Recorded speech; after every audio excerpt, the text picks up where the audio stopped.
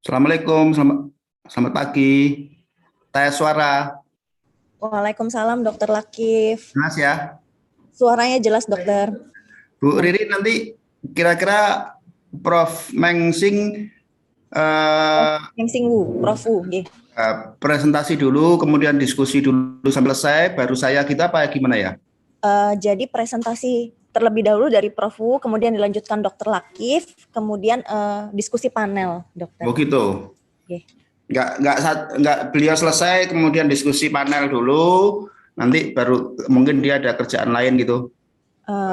Enggak, sudah dikonfirmasi dari Prof. Wu bersedia sampai selesai, Dokter. Oh ya. Jadi saat question and ask, nanti setelah diskusi panel, pertanyaan nanti dari attendance-nya mengarahkan nanti mau bertanya ke Dokter Lakif atau Oke. Prof. Wu langsung. Nah, nanti kalau misalnya tendernya dikasih tahu aja, kalau mau tanya pakai bahasa Indonesia boleh. Oke. Nanti diterjemahkan oleh Bu Ririn, Oke. kita diterjemahkan Bu Riri. Kemudian kalau ke saya juga pakai bahasa Inggris boleh, bahasa Indonesia boleh ya. Oke, Dokter. Jadi biar apa namanya, artinya untuk kita juga kemanfaatannya ada gitu. Nanti kita dui bahasa nggak apa-apa, Dokter. Jadi apa diskusi dengan bahasa Indonesia pun nggak masalah. Nanti kita bantu untuk ke Prof. Wu-nya. Jadi nanti diterjemahkan, ditranslate sama Bu Riri ya. Oke. Ya.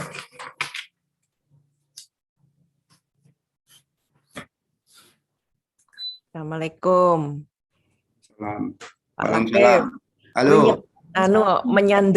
menyandera tamune kuwi ben dhek betah 3 jam ngono. Malah ra iso lunga deknen. Nek misalkan blocking Pak Lakif tekon ya ora apa-apa. Iku Bu Eriana pakai lightingnya apa mereknya? Wah, iki karena apa jenenge nggone kuwi lho. Aku gaptek ning aku iso Aku tak golek lighting sih ya. Nah, iso tampil celing lah, Pak. Piye carane iso ngene iki? Ya diragati ya. Yang tambah putih. Oh, Prof Meng. Klaten barang yang nganggo lighting apik ya. Ya iyalah.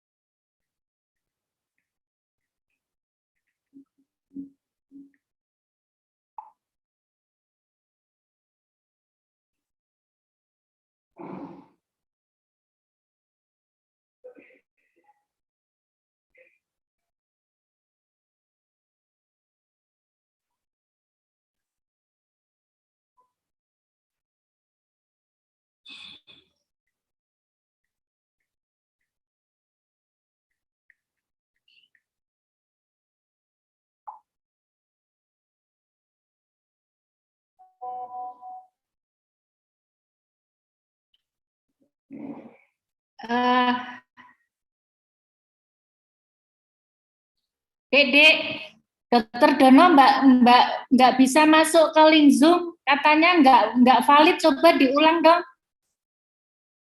Dek. Halo. Oke, saya kasih link saya aja, yang link panelis. Oke. Sebentar saya kirim ke Pak Dono.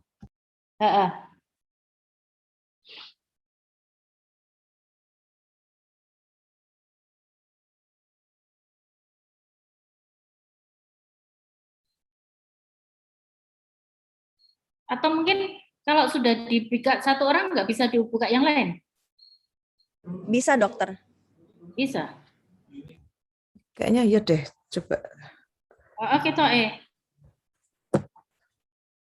This is unique to you gitu tulisan. Hanya untuk kamu. Halo Bu Ki. Bu Selvi. Oh, Dokter Selvi. Saya tes suara.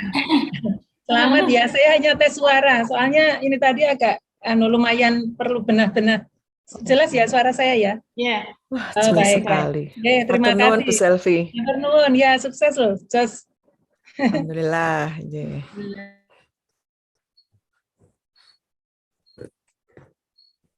I think we have to wait for Dr. Dono because Kesulitan some masuk. trouble. Yes, in joining.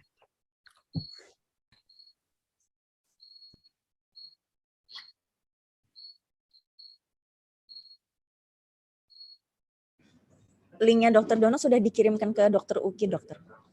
Oh, iya. Sudah saya kirim ulang, Dok. Khusus untuk ke finalis itu. J. No, G.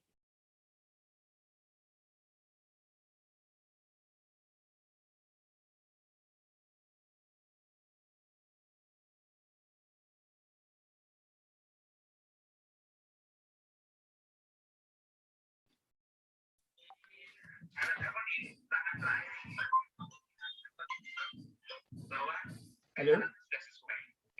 Halo. Lewat WA, Dok. Sampun.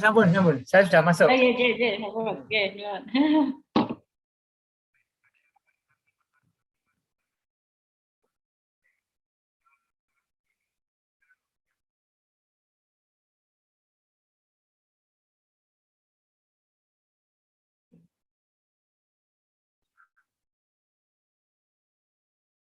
Apakah bisa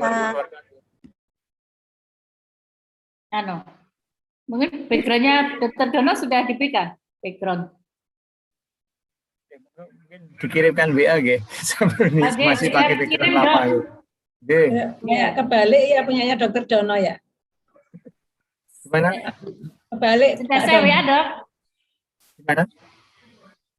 Nggih, coba saya cek di WA nggih. Ya. Ini yang benar yang mana sih? Dokter Lakif kayaknya juga kebalik, udah Buki kebalik. Apa yang salah Bukan. saya ya?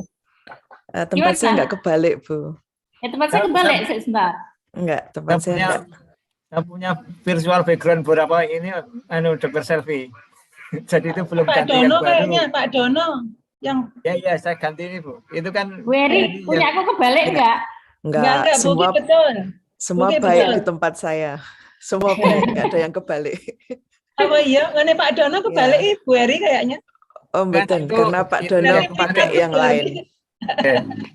Ini Pak Dono tadi yang belum kemarin. diganti kok. Enggak Ini apa-apa. mau- Sebentar mau- lagi kan sama. Kidal ya Pak Dono. Mau saya ganti, Bu. Ini Tenang, Pak Dono. Biasanya kalau beda itu kaptennya malahan, komandannya. Kalau kidal itu Bu Selvi, nek main catur menangan itu.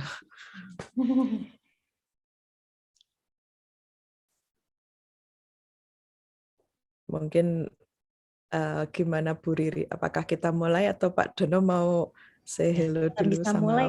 Prof? Sudah 9:03, bisa dimulai, dokter? Ya. Monggo. Bismillah.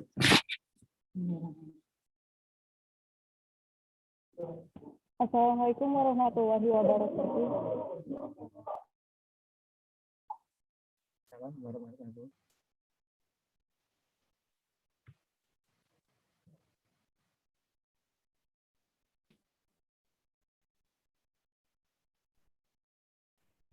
Ini partisipannya baru 10 ya.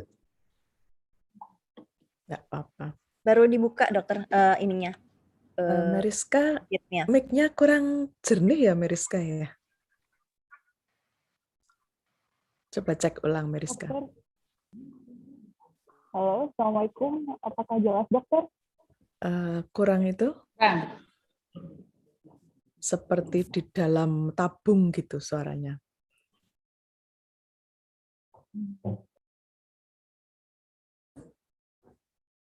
Kalau nggak pakai headphone, kayak apa coba? Izin dokter, apakah jelas sekarang, dokter? Lebih bagus sekarang, Mariska. Siap, dokter. Agak keras. Siap, dokter.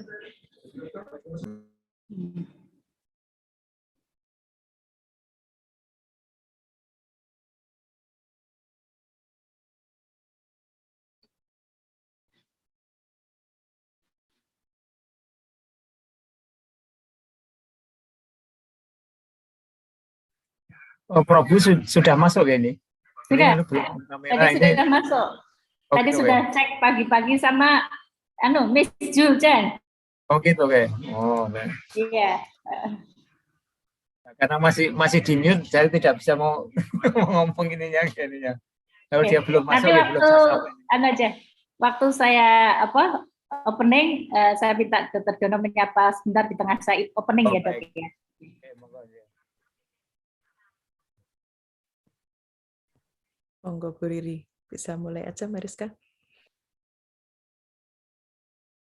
Izin memulai, dokter. Ini di list nggak ada loh nama vaksin.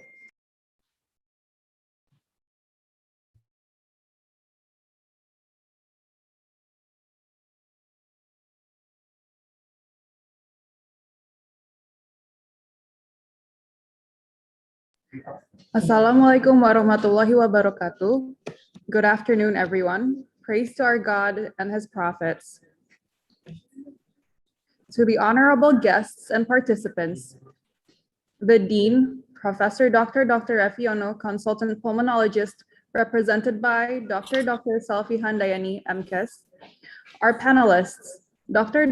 Cahyono Hadi, Consultant Obstetrician and Gynecologist, Subreproductive Endocrinology and Infertility, SH, Dr. Uki Retno Budiastuti, Consultant Obstetrician and Gynecologist, Subreproductive Endocrinology and Infertility, Dr. Ariana Melinawati, Consultant Obstetrician and Gynecologist, Subreproductive Endocrinology and Infertility, our moderator, Dr. Agung Sari Wijayanti, Obstetrician and Gynecologist, our guest speaker, Prof. Mengsing Wu, MD, PhD from the National Cheng Kung University. Our very own speaker, Dr. Abdurrahman Lakif, Consultant Obstetrician and Gynecologist, Subreproductive Endocrinology and Infertility. Invited guests, Dr. Brian Wasita, Anatomy Pathologist, PhD, and Dr. Agung Wicaksono, Obstetrician and Gynecologist. Lecturers of Faculty of Medicine of 11 Maret University, students and residents of the Obstetrics and Gynecology Residency Program, undergraduate students of Faculty of Medicine, 11 Maret University. Before we go any further, let us take a moment to pay some respects and listen to the Indonesian national anthem.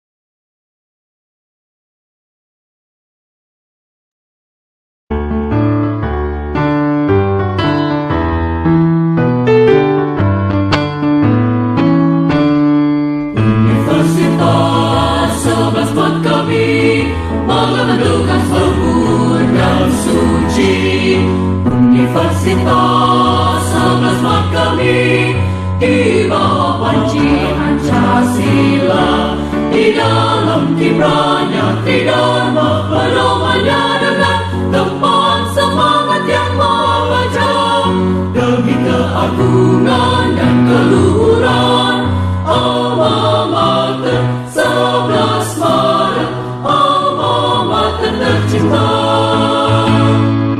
Universitas 11 Maret kami, tegakkan langkahmu. Universitas 11 Maret kami, semoga jaya selama-lamanya.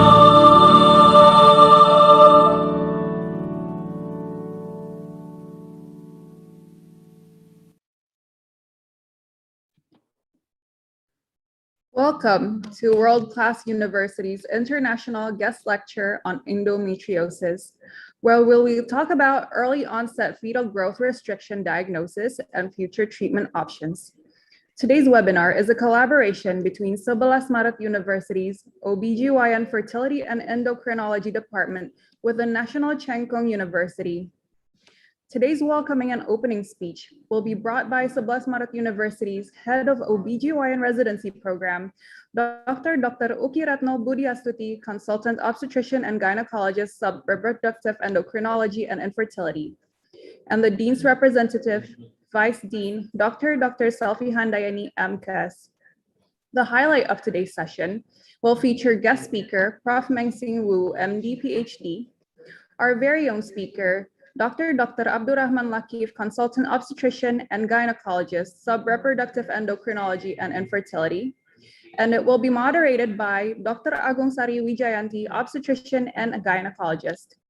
After that, we will have a discussion session, which will be led by our moderator, and lastly, the closing of this webinar. Without further ado, here to welcome us into this webinar, the head of the OBGYN Residency Program, Dr. Uki Ratno Budiastuti, Consultant Obstetrician and Gynecologist, Sub-Reproductive Endocrinology and Infertility. Here would like to say a few words to welcome us all. Thank you, Dr. Rizka. Assalamualaikum warahmatullahi wabarakatuh. Ladies and gentlemen, what a beautiful morning we have today.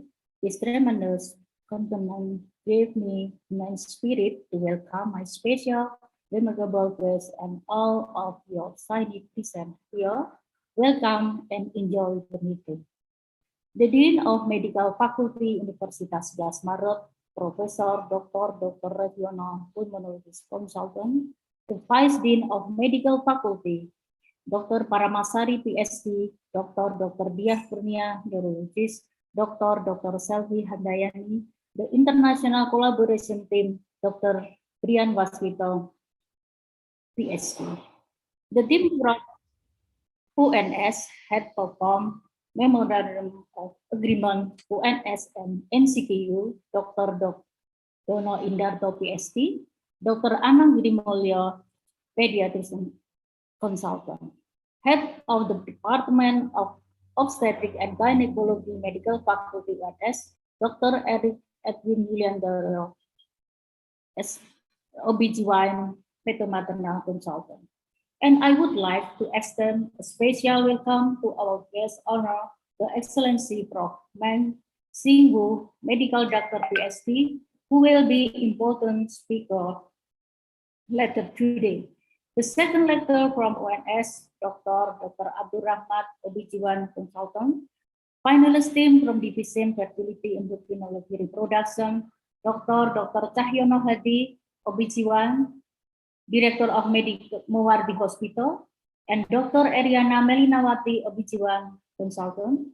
And welcome for participants by praying of grateful and praise to the Almighty God Allah for all of His blessing, grace, and mercies made us possible to be gathered here in health condition. In accordance with the vision and mission of Universitas 11 Maret, there is to becoming a world-class university. The strategic event today has selected the topic of how to improve infertility treatment in patients with endometriosis.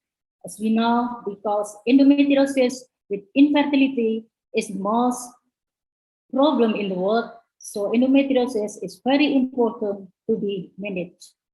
I would like to introduce the team from UNS had performed memorandum of agreement between UNS and National Cheng Kung University in 2019. Dr. Dono Indarto, PhD, and Dr. Anang Girimulyo, pediatrician, and me visited to NCKU, and now we can perform collaboration between UNS and NCKU. Your kind, Dr. Dono Indarto, PhD, would you mind to greet our awesome Prof. Meng Singhu, MD, PhD, please, Dr. Dono?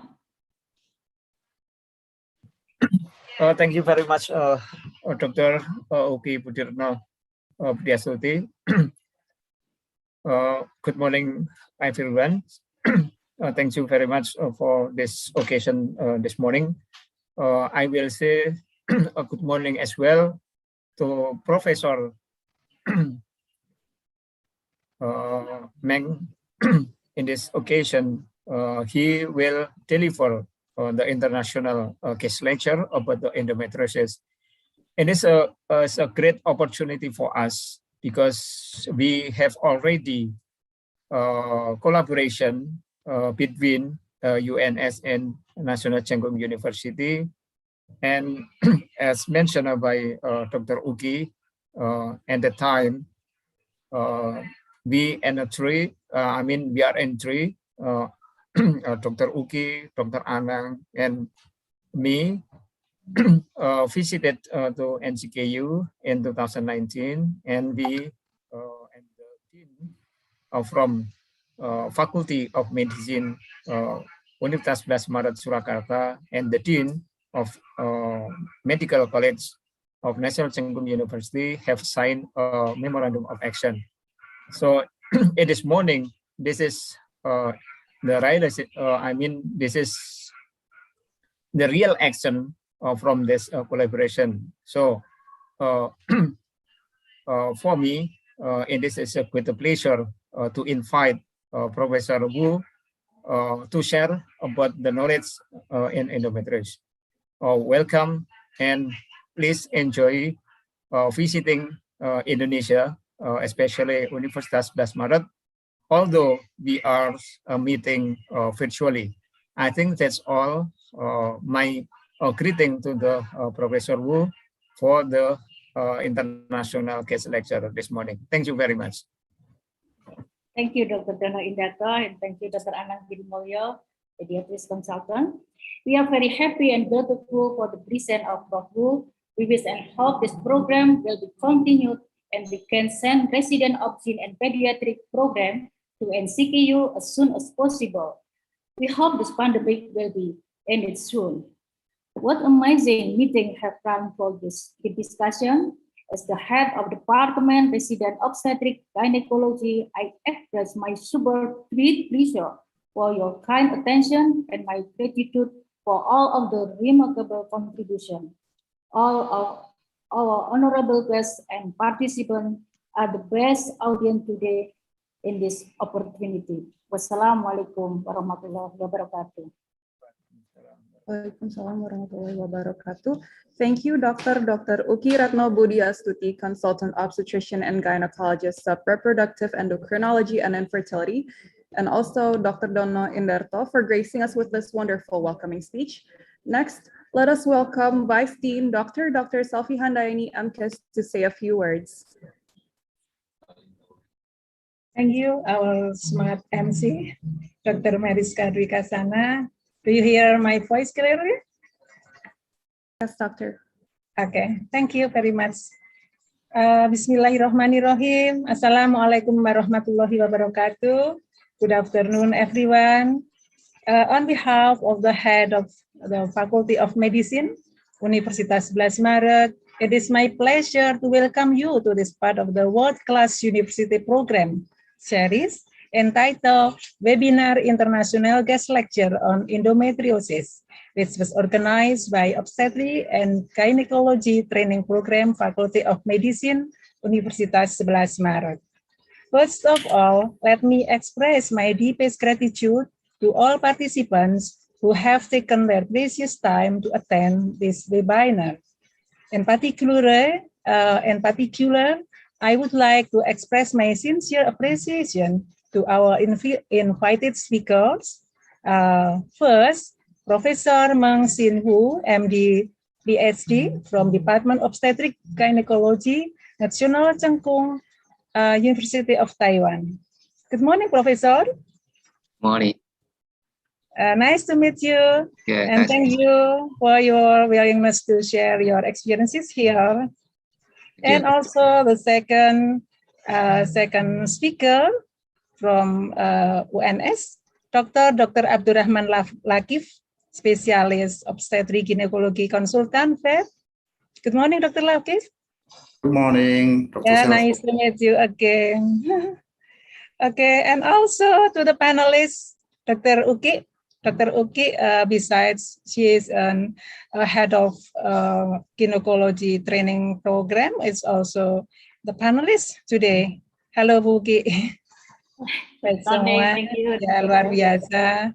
Also Dr. Dono Indarto, nice to meet you, Dr. Dono. Terima kasih. Nice to meet you too, Dr. Selvi.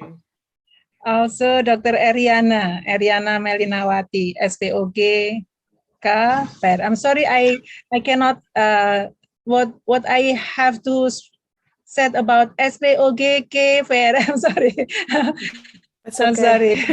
Okay, it's okay. Thank you very much. Nice to meet Also, you, Dr. Selvi. Also to the moderator, Dr. Agung Sari Wijayanti, SPOG. And to all of the participants that I cannot mention one by one.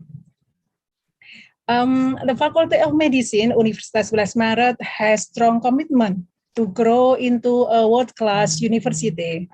And this program, the WCU, is one of the grant programs offered by the university as an activity to support the internationalization of UNS.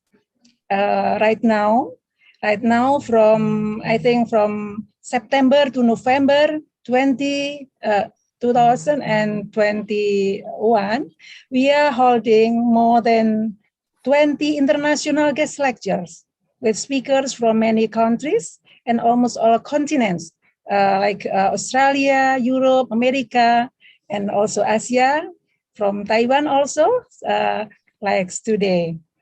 I'm hoping that this event will strengthen our collaboration, like this Dr. Dono mentioned before, that Dr. Dono, Dr. Nanang, and also collaboration with University Cheng Kung have published the article in Journal International. I think it is wonderful, and hopefully that this as a catalyst to strengthen international cooperation in the transfer of innovative technologies, especially in the field of obstetric and gynecology. Endometriosis is one of the women's health problems that can harm. Thus, the knowledge includes the recognition and management of endometriosis is indispensable. So endometriosis is an interesting topic of choice in this webinar. We hope that you will enjoy this webinar and gain the most benefit from it. Hopefully, you can take back with your knowledge, your experiences, networking, and happy memories at the end of the webinar. Finally, we also express our deepest gratitude to the committee for the hard work to make this event a success. Once again, I'm most grateful for your participation and support to this event, and have a nice webinar. Thank you very much. Wassalamualaikum warahmatullahi wabarakatuh. Waalaikumsalam warahmatullahi wabarakatuh. Thank you, Dr. Selvi Handayani MKes, for the warm welcome. Let us now welcome our moderator to finally get into today's lecture, Dr. Agung Sari Wijayanti, obstetrician and gynecologist.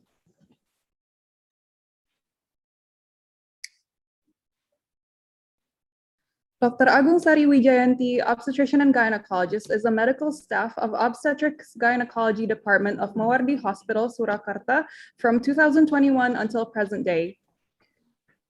She did her education of obstetrics and gynecology residency program at the 11 Maret University Medical Faculty, Mawardi Hospital, from 2017 till 2021. And her most recent scientific paper is the correlation of the magnesium serum levels in maternal and fetal over the fetal brain-derived neurotrophic factor after antenatal magnesium sulfate provision in the preterm birth neuroprotection strategy. The floor is yours, Dr. Agung Sari Wijayanti, obstetrics and gynecologist. Assalamualaikum warahmatullahi wabarakatuh. Thank you, Dr. Mariska, for the opening. To the Honorable Prof. as our international guest lecturer today, Dr. Abdurrahman Lakif, the Vice Dean, Dr. Selvi, and the Head of Obgyn Department, the Head of Obgyn UNS Residency Program, Dr. Uki, Dr. Dono Indarto, PhD, and Dr. Anang from UNS, Dr. Brian Wasita, and then Dr. Agung Wicaksono, obstetrician and gynecologist as Ketua Kalogisma, and all of the Obgyn UNS medical staff, Mawardi Hospital, UNS Hospital, and other affiliated hospital, and also all of UNS Obgyn and UNS medical student. Obstetrician and gynecologists out there, resident and co-assistant, Alhamdulillah, today we are able to gather here and going to listen a lecture brought by Prof. and Dr. Lakif, bring by World Class University, NCKU and UNS. And this even falls under one of our international program, especially today we have a lot of more interesting topic actually, but today we bring you here about endometriosis. And maybe we will be right away to the lecture directly. We have got 76 attendants today, Prof. Maybe please the operator to show the biography of Prof. Okay, I will start by reading the biography. Maybe first I greet him first. Prof, good morning. Good morning. How are you, Prof? Yeah, thank you. Okay, it's very nice to have you here, and thanks for your presence among us today.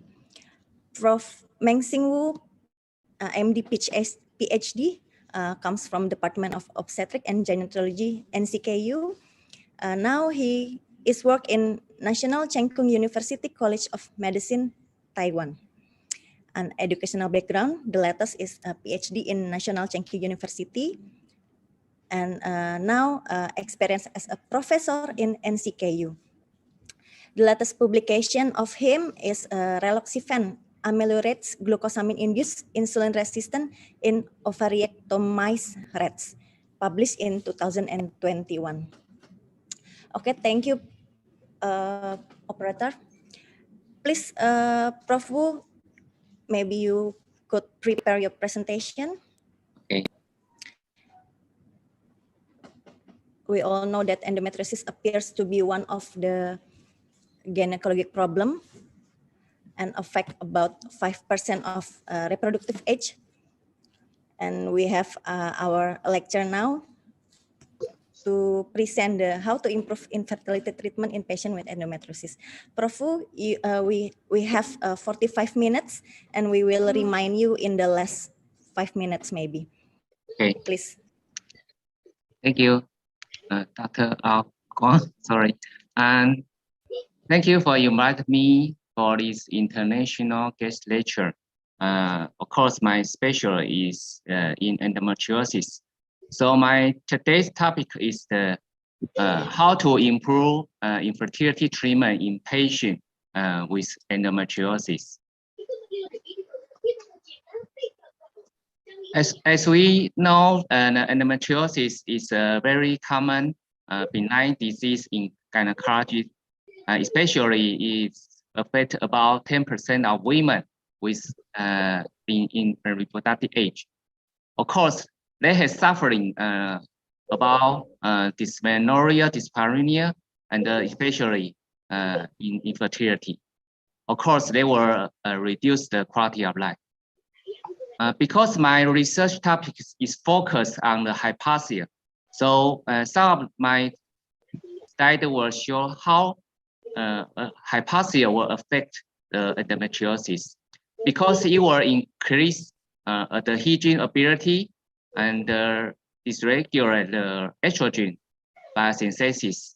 Some pro-inflammatory cytokine, it will increase the angiogenesis and suppress the immune function.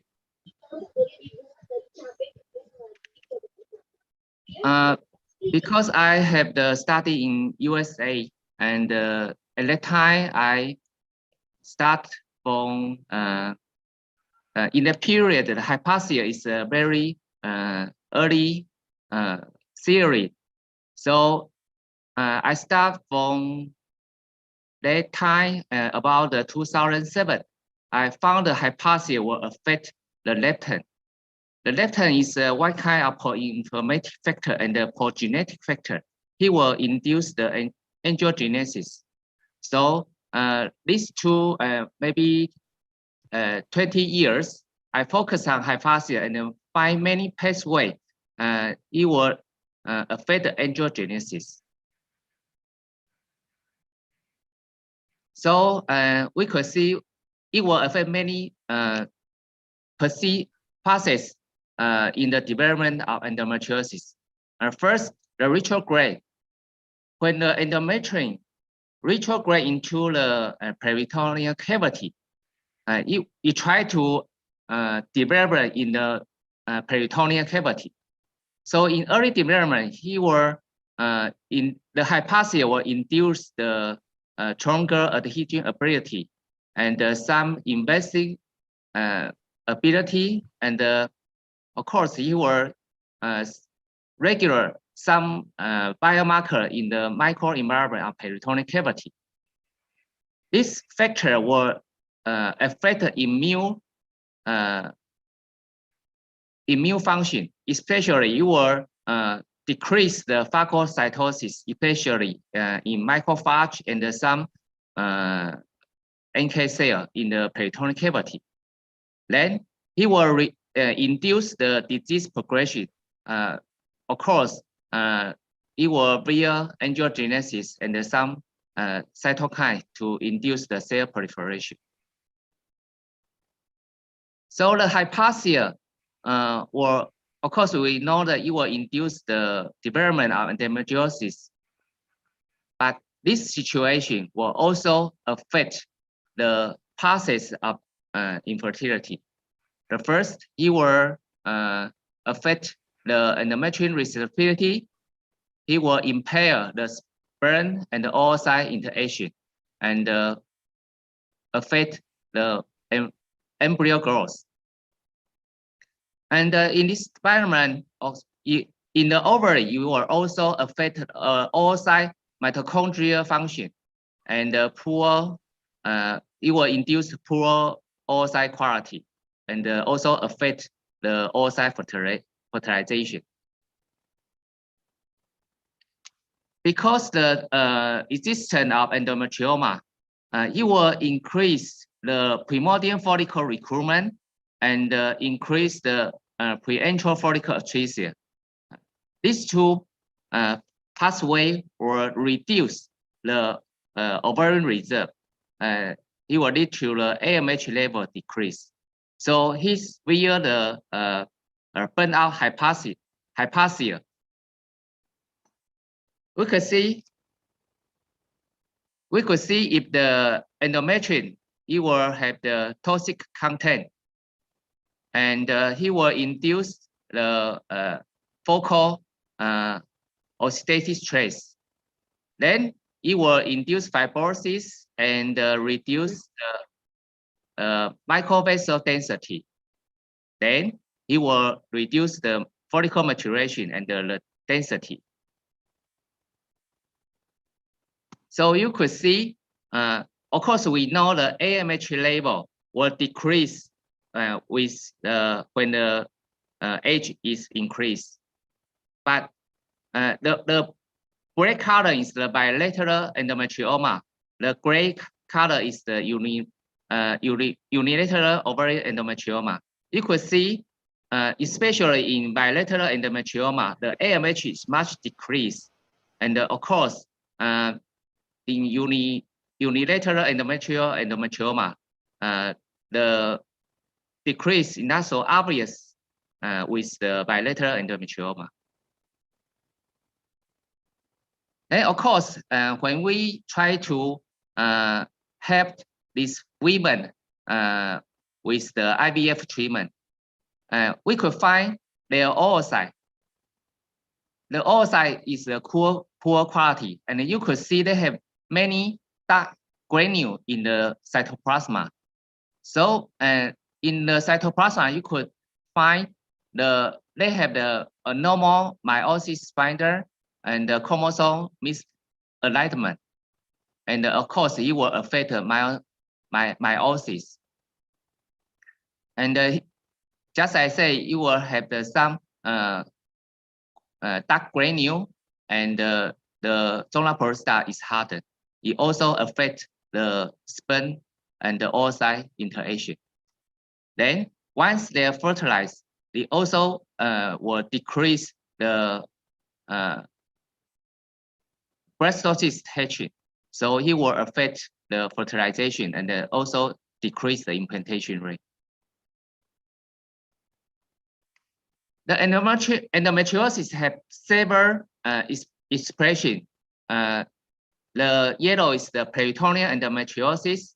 The red and the OMA is the ovarian endometrioma. In the uterus, it will induce adenomyosis. Of course, the adenomyosis it will express with diffuse or focal type of adenomyosis. Once it will affect extragenital organs such as the bladder and the rectum.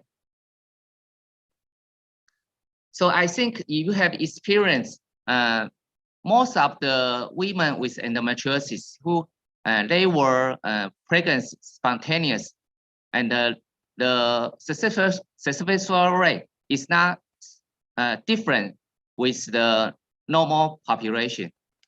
But if these women have the adenomyosis, they will much affect the implantation, such as you will affect the uterus myometrium peristalsis, and he will affect the implantation marker such as the immune function and also the implantation marker. So both endometriosis and adenomyoma, they will affect the total process of the pregnancy, also affect even the neonatal outcome. So for the first, just we said it will affect the follicular genesis. It will affect implantation, such as the receptibility and the interface. Of course, he will affect the implantation when they are pregnant, especially the women in adenomyosis. Of course, he will affect maybe the preterm, or it will affect the outcome of the baby. So when we try to help these women to help them be pregnant, so we try to find out many ways. If they have the endometriosis, we try to way to reduce the infertility, such as we want to choose the best surgery, especially the women, they have obvious symptoms, such as we could do the laparoscopic and try to remove the endometrioma. Of course, we want to avoid unnecessary surgery, because some of the corpus routine, we find via ultrasound, it were much similar with the picture of the ultrasound of endometriosis. So before the surgery, we want to evaluate if they have it's the normal situation. Of course, before surgery, we want to evaluate the ovarian reserve. Of course, now we have two variable marker parameter. First is the anti-mullin hormone, and the second we could use the ultrasound to evaluate the antral follicle count. And if the surgery is not indicated, we try to do the IVF. Before the implantation, we will evaluate the GnRH agonist to help the embryo implant.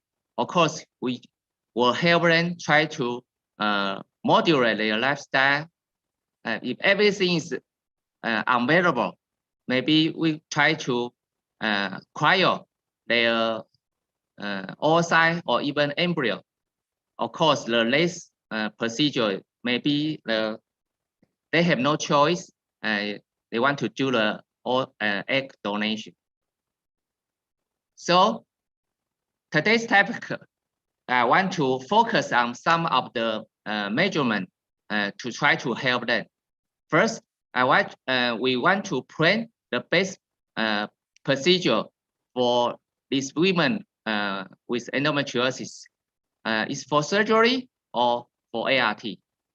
Of course, if they choose the procedure for ART, we want to have the special protocol, such as that we will use the cycle segmentation. For example, is the frozen embryo, especially is a visit-all protocol. And we want to focus on the fertility preservation, especially they are young and they are no plan or be pregnant now. So we have several protocol try to help them. Especially you will do the you will try to be pregnant first, or try to be do the surgery first. So it's a dilemma to do the surgery first, do the ART first. So they you could consult with the patient, because everyone has their own situation and everyone had their own decision making. So first you could do the surgery first, and to be pregnancy or not, then you will want to medical treatment or do the ART. So every single patient will have their own choice to do this kind of procedure.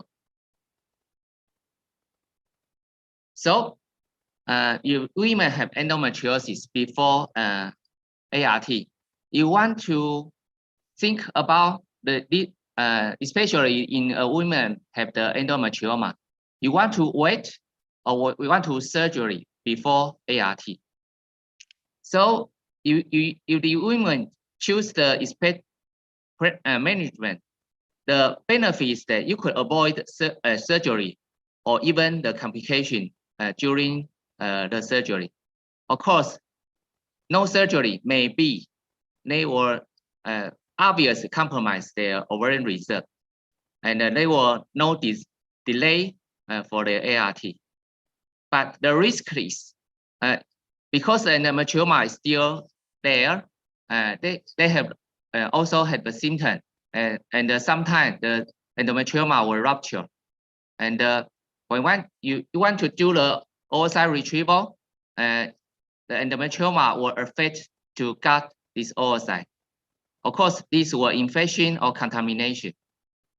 If you do the surgery, of course, you will decrease the symptom, and you will also have the pathology confirmed to rule out the malignancy, and it will easy to gut the oocyte.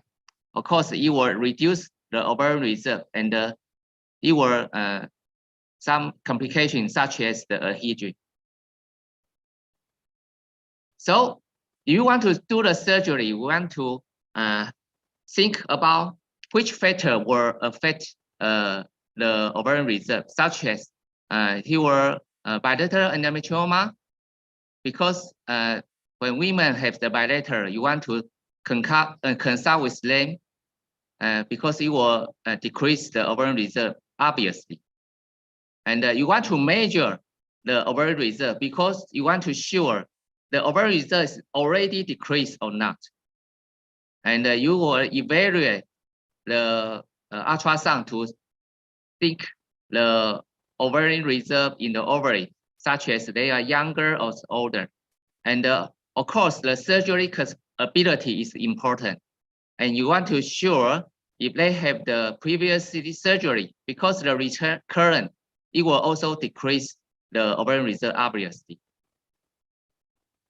So if these women have some factor affect the pregnancy, such as the tubal obstruction and male factor, and they have several previous measures, they are failed. So you could try to do the IVF directly. And more severe endometriosis, we could think the GnRH agonist may be help these women to shorten the period to be pregnant. Of course, once you want to have the laparoscopic treatment, you have some factor they are recommended for surgery, such as the endometrioma is more than 4, and you want to confirm their pathology. And also their endometrioma is large. It's not easy to help us the oocyte retrieval. Of course, you want to consult with the women the risk of ovarian reserve, and if had especially if had the previous ovarian surgery.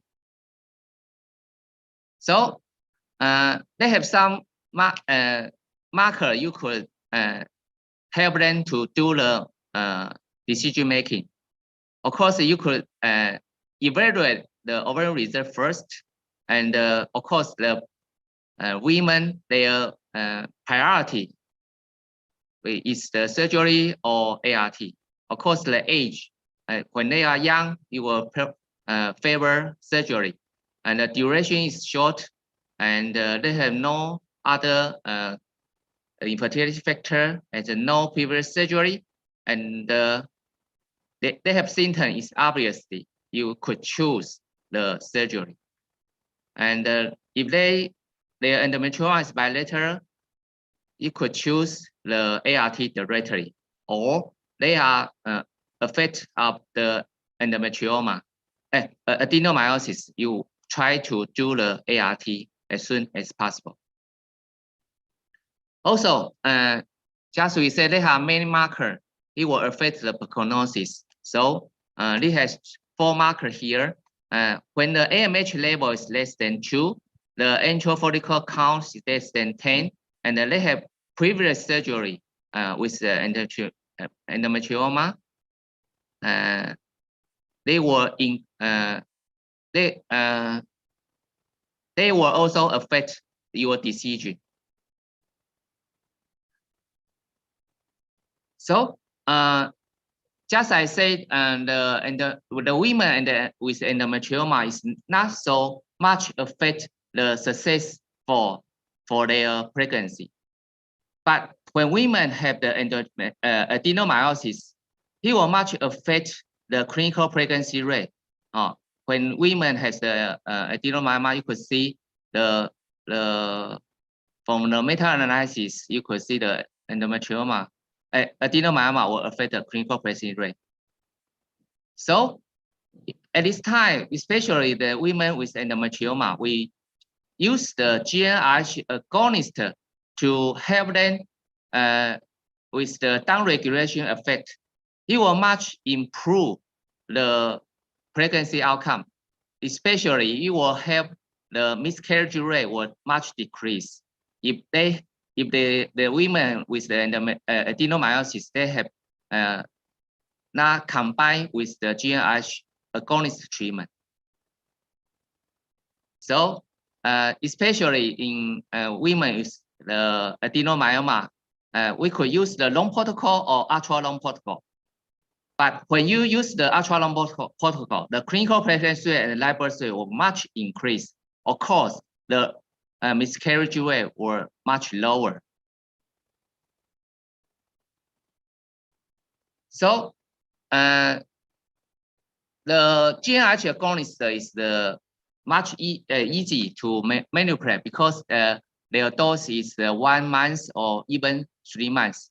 But some women were much affected by their side effect. So you could use the Dienogest. It's a modern medical treatment for endometriosis. They have also got a similar result with the GnRH agonist treatment. So you could think about it when you want to have the IVF protocol before. So as we mentioned, the adenomyoma is the much difficult case when we deal with women, infertility women with endometriosis. So when the adenomyoma, women with adenomyoma, they have the problem of infertility. Of course, when they have symptoms, it's obviously, and also have the desire to be pregnant. We want to do the infertility treatment as soon as possible. But when we do the medical treatment and combine with the ART, they have no, still cannot get the baby. So sometimes we want to do the cytoreductive surgery to help them to be better. Once you do the surgery for women with adenomyoma, you will increase the pregnancy rate. And of course, the women with endometrioma, they is the focal type. It also much improve the IVF outcome. But the when we do the cytoreductive surgery for this women of adenomyosis, he will have the risk of uterine rupture about more than 1%. When compared with the women have previous myomectomy, it's only 0.26. Of course, you want to evaluate the risk of the uterine rupture, you could evaluate the myometric thickness. When after surgery, the myometric thickness less than 7, the risk of uterine rupture will increase up to 40%. So when the women with adenomyoma, of course, if the symptom is not so obvious, you could direct to the ART cycle. And once you got the oocyte and let them fertilize, you could cryo the embryo. Then you will treat these women with the GnRH agonist and transfer this embryo break. But when these women, the symptom is so obvious, maybe you want to cryo the embryo first, then the GnRH agonist treatment will more longer. Just as we said, is you could choose the ultra long protocol. And if they are failure, so you may think about the surgery. Maybe you want to do a cytoreductive surgery. So from this concept, we want to combine this technology is the segmentary ART, because the IVF already start from the 1979. It's already our standard procedure to help the infertility woman. But now we want to focus another choice is the segmented longitudinal approach, because nowadays the ART data already handled with the cumulative pregnancy rate.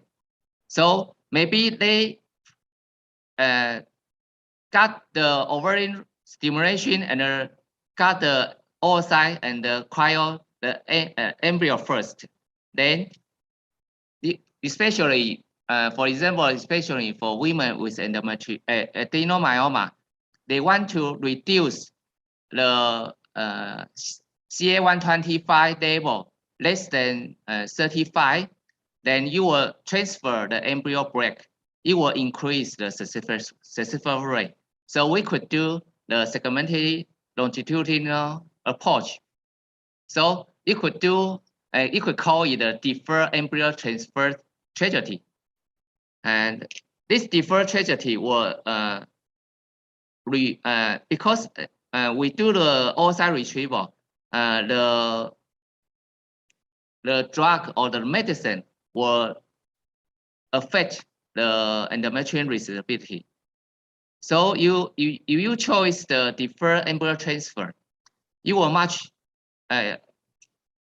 increase the cumulative pregnancy rate, especially you combine with the GnRH agonist. So you could find, if you do the deferred embryo transfer, you will increase the clinical pregnancy rate, you will increase the cumulative ongoing and live birth rate. Of course, it will reduce the miscarriage rate. So the next topic we want to mention is the fertility preservation for women with endometriosis. Of course, the fertility preservation we could differentiate from the surgery and for the ART. First, we want to mention the surgery. Because the surgery, we will compromise the ovarian reserve. So every woman, we want to think about the risk. Of course, if the surgery is inevitable, especially when women, they have the obvious symptom or they have the recurrent case, we want to think about the fertility preservation first, because they maybe have the choice to do the medical treatment first. So every woman, you want to evaluate the risk and the benefit. So the treatment is, everyone is an individual approach. Of course, we know now the surgical treatment, the ovarian stripping of endometrioma is the modern golden standard. Of course, you could choose the other procedure. First, you could use the suture instead of the electrosurgical coagulation. And you could abrade the cyst, not remove the endometrioma, just drain the cyst outcome, cyst content. You could remove the endometrioma, but sometimes in the ovarian hairs, this area was much adhered, so it's not easy to remove. So you will conserve this this portion, then you will do the laser treatment or you do the electric coagulation. Of course, you could use some hemostatic agent to prevent the electric coagulation. We already mentioned that the ovarian reserve is decreased when women with endometrioma.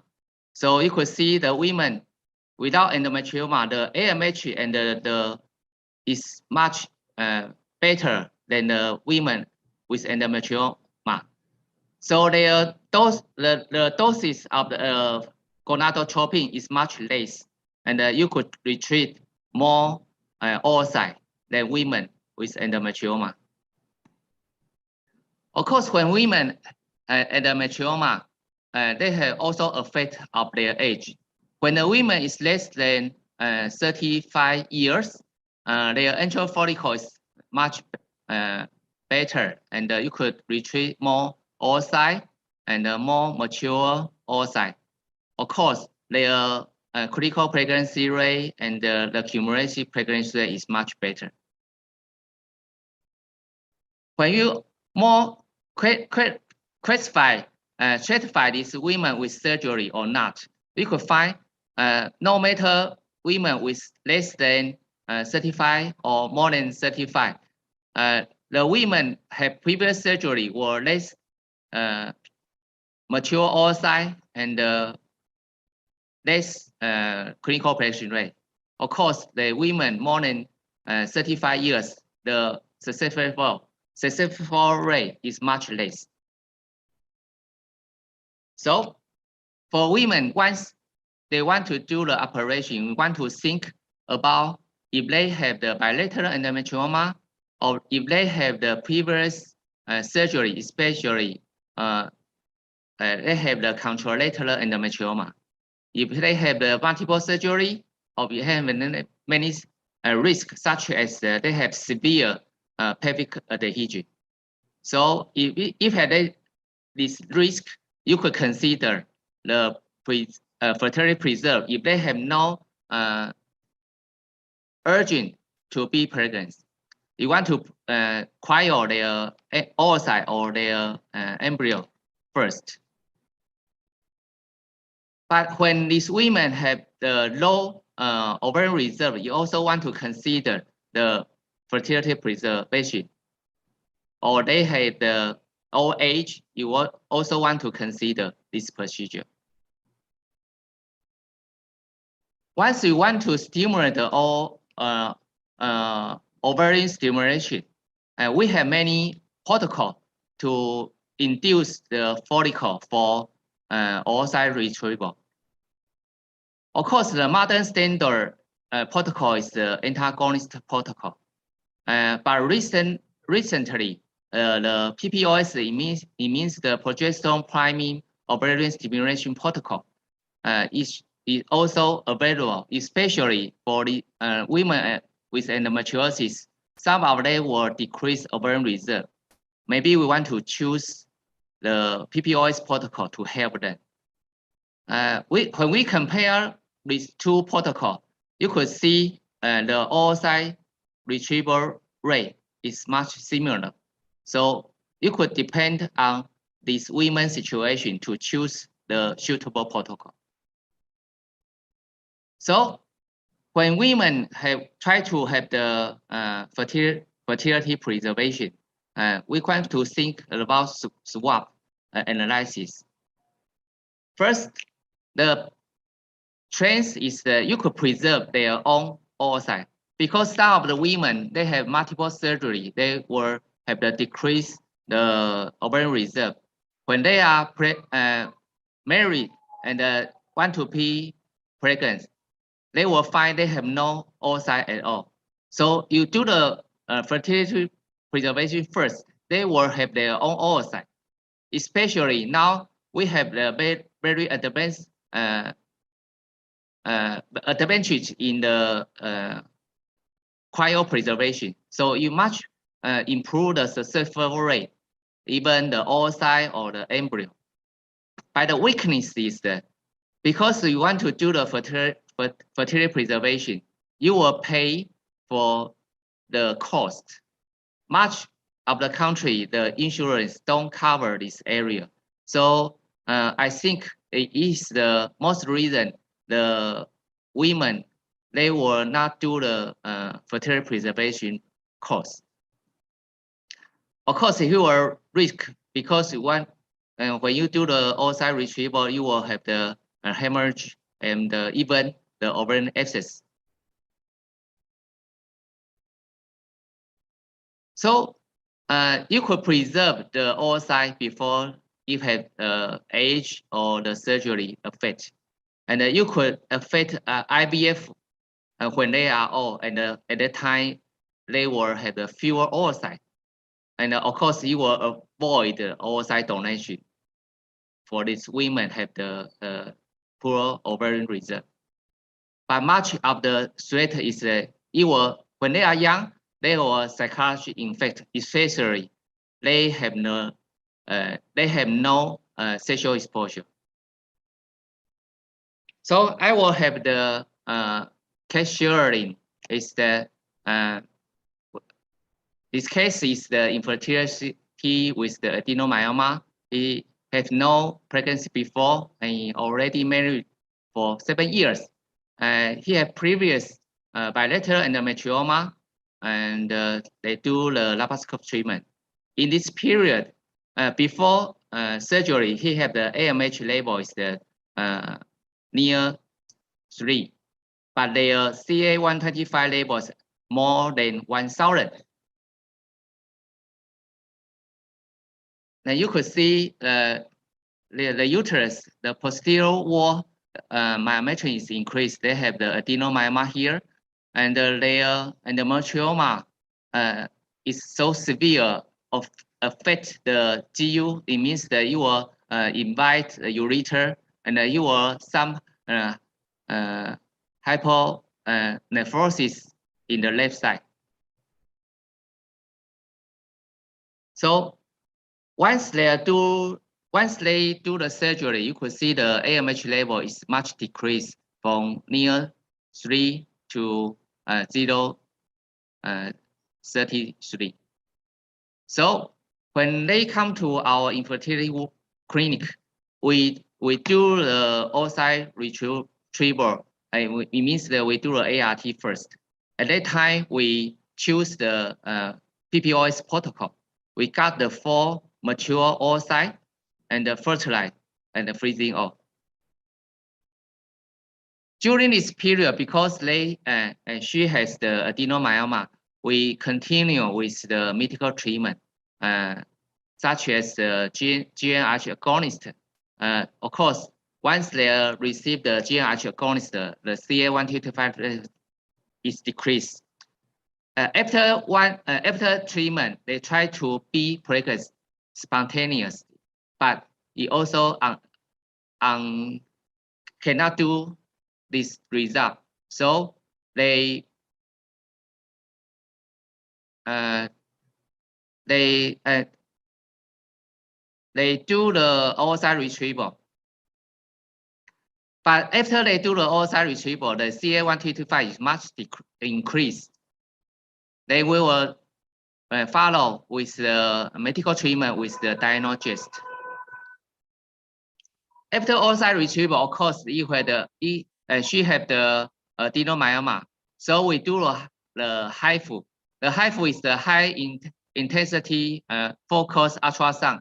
He will no surgery risk, but it will reduce the mass of the adenomyoma. So after HIFU, we could find the adenomyoma mass will reduce about 40%. Then once we evaluate the CA125, we transfer the frozen embryo. They got a twin pregnant. Then she received the cesarean section at gestational weight age 35 weeks because of preeclampsia. So today I want to take the take-home message is that surgery before the ART actually did not affect the reproductive outcome, but it increased the time to be pregnant. Of course, it will increase the risks and also the cost of the surgery. Nowadays, the deferred frozen embryo transfer, he will much increase the higher cumulative ongoing pregnancy rate. And maybe you want to think about the fertility preservation for these women with endometriosis. Of course, every decision is depend on individual. So you want to see these women have their individual approach. So this is my today's topic. Thank you for your attention.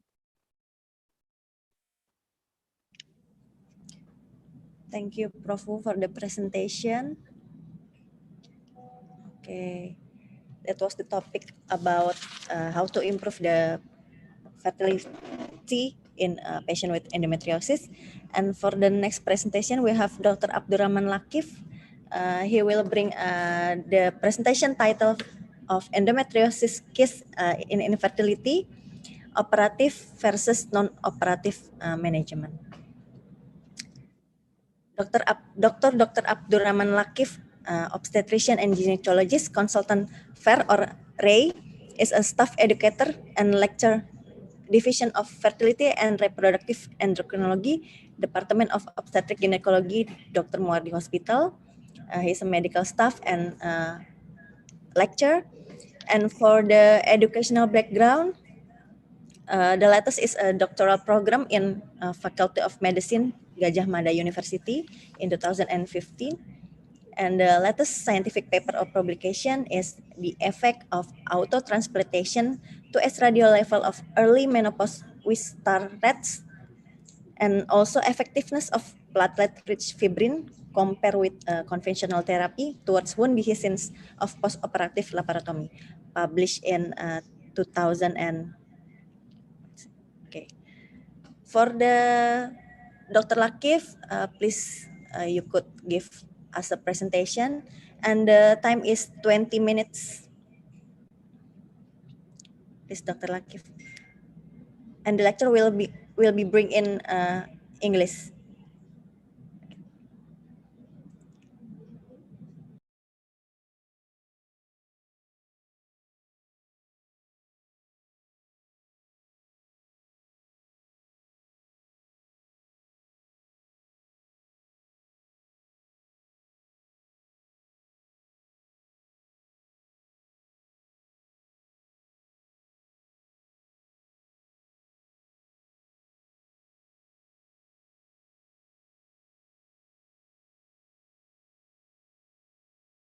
Mungkin masih di mute, Dr. Lakif. Oke. Halo, sudah terdengar? Sudah, dokter. Oke. Assalamualaikum warahmatullahi wabarakatuh. Good morning. Thanks, Dean of the Medical Faculty of 11 Maret University, Deputy Dean of the Medical Faculty of 11 Maret University, Dr. Selvi. Good morning and welcome, Professor Meng Xing Wu, MD, PhD. Thanks for committee of this lecture. It is an honor for me to be able to follow the Professor Meng Xing Wu lecture. On this valuable opportunity, I will present about the treatment of endometriomas in infertility. Which one is better, operative or non-operative approach? The specific impact of endometrioma alone and the impact of surgical intervention for endometrioma on the reproductive outcome of women undergoing IVF or ITSI are areas that require further clarification. A common question in the treatment of endometriomas in infertile patients is, should endometriomas in infertility cases be operated or not? And does different surgical technique affect infertility outcome? Yes, the expected primary outcome in the treatment of endometriomas in infertile cases is to improve live birth rate, and the secondary outcome. Outcomes are clinical pregnancy rate, mean number of oocytes retrieved, miscarriage rate, fertilization rate, implantation rate, antral follicle count, total stimulating hormone dose that used for stimulation, and AMH or FSH level. This table shows that the comparing the intact endometrioma versus non-endometrioma, there's no difference in live birth rate, clinical pregnancy rate, and miscarriage rate, but this significantly difference in cancellation rate for IVF or ITSI. This study shows that the endometrioma, the number of oocytes retrieved is lower and FSH level are higher.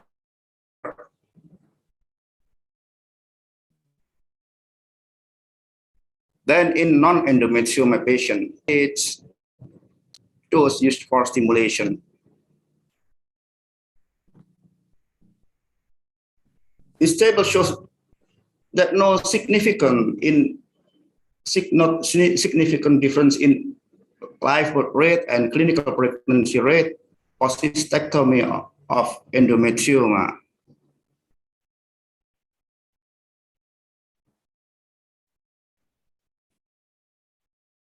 And the study shows that the baseline mean number of oocyte retrieved is slightly different in treated endometrioma than intact endometrioma.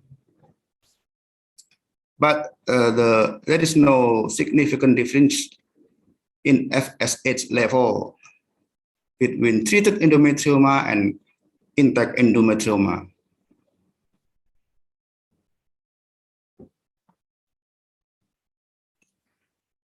This table even shows a significant reduction in antral follicle count post-cystectomy endometrioma.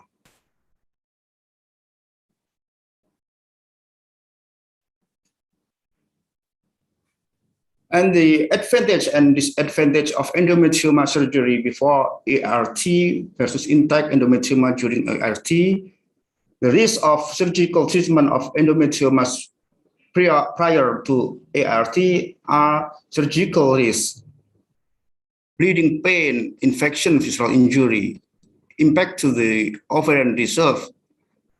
It makes the lower ovarian reserve, and maybe followed by premature ovarian failure.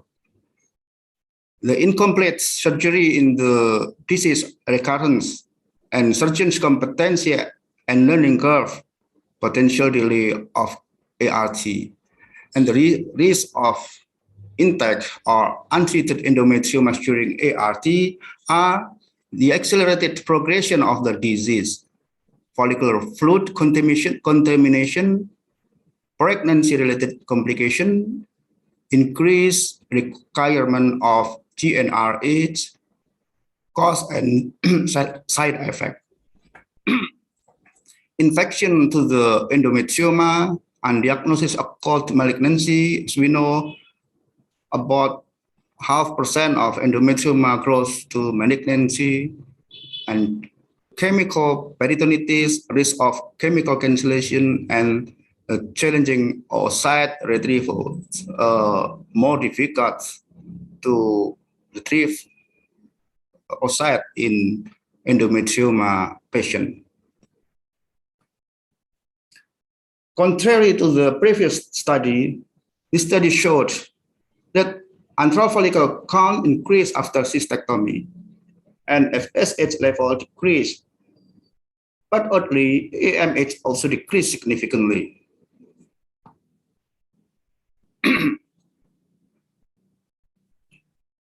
The use of different energy sources still had a good effect, and on AFC and follicle stimulating hormone, but AMH also decreased significantly.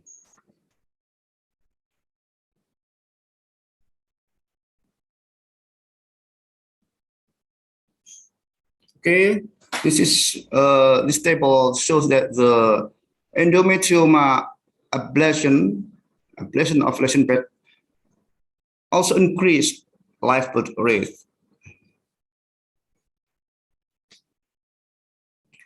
AMH level smaller decline in post-operative with the use of suturing or hemostatic sealant rather than bipolar electrosurgery to obtain hemostasis in the endometrioma cyst bed. And the impact of hemostatic methods of ovarian reserve and fertility in laparoscopic ovarian cystectomy. First, a small decline in post-operative AMH level at 3 months in the hemostatic sealant compared with the bipolar group. And AMH level small decline in post-operative with the use of suturing or hemostatic sealant rather than bipolar electrosurgery.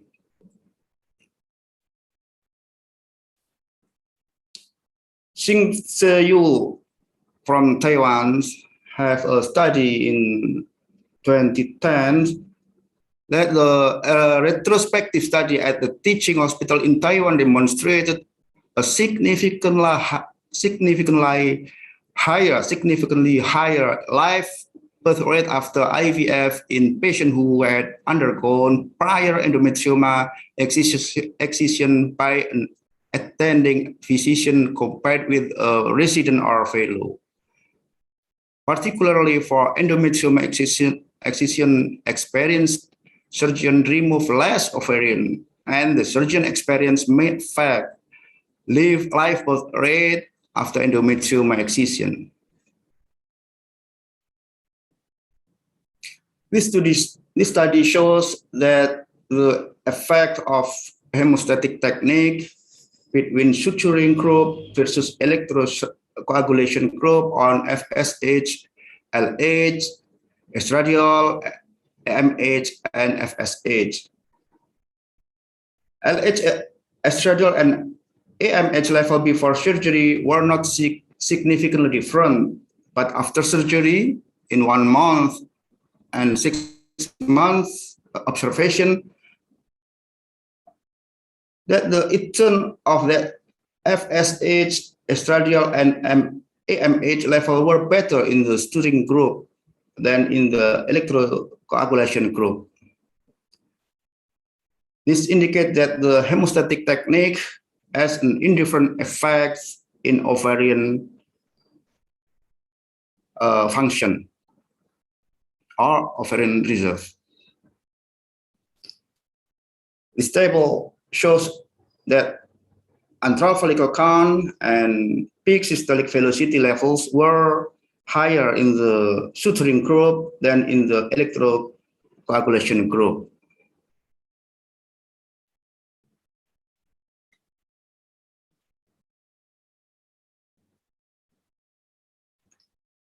The technique use of surgery is therefore essential for the saving of ovarian tissues and residual ovarian function after operated treatment. And the use of hemostatic agent in patients of reproductive age suspected to have ovarian endometriosis should be considered to preserve ovarian reserve instead of bipolar coagulation.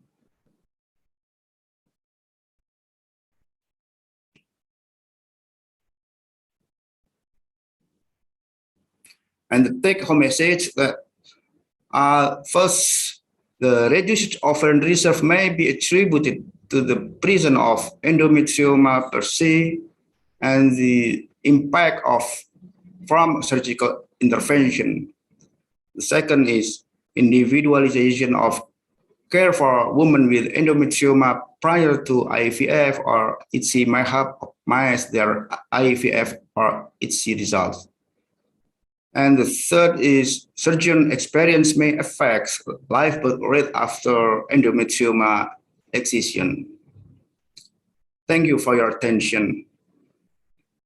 Thank you, Dr. Riri. Thank you, Dr. Lakif, for the presentation. Okay, today's lecture is very knowledgeable for us to find out more about the treatment of endometriosis, and it was previously discussed by Prof. Wu that the treatment of the endometriosis is very individualized, and we could use the long-term medication before IRT, or we could have surgery before the IRT, and it was discussed also by the Dr. Lakif that the surgery is still okay for the endometriosis treatment according to the surgeon, and the conservative management is still okay also. And we have panelists here to discuss more about the presentation, previous presentation.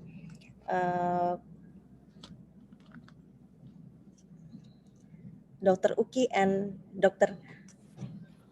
Ariana.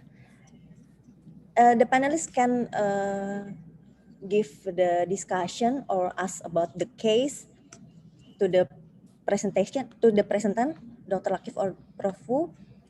So after the question, we could discuss also right away.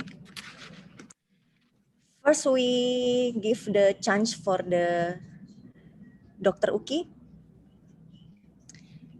Please show the curriculum vitae. Yes. Dr. Uki Retno Budiasuti, obstetrician and gynecologist consultant Ray, is our head of study of residency program OPGYN ONS medical faculty, and then the head of our staff. He's our staff in Department of Obstetric Gynecology, and the latest education background is a doctoral program in Faculty of Medicine Gajah Mada University. And the latest scientific paper or publication was in the changes in LIF expression on PCOS as biomarker implantation, published in 2021. For the Dr. Uki, please share our discussion to Prof. or Dr. Lakif. Yes. Thank you, Dr. Agung Fahri, for the join. Thank you, Prof. Hu and Dr. Lakif. Your presentation is very interesting for me, and your presentation is very excellent. My question, I want one case. The first case, Pinol Enol, 39 years old. She is a single.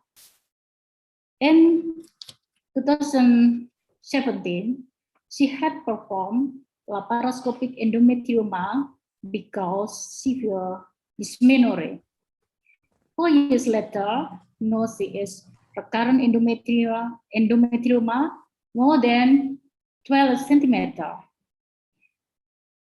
As we know, operative in endometrioma should not be done in this case because she is single, she is still young, and the second head laparoscopy will bother ovarian dissolve, decrease folliculogenesis. What are the best treatment in this case?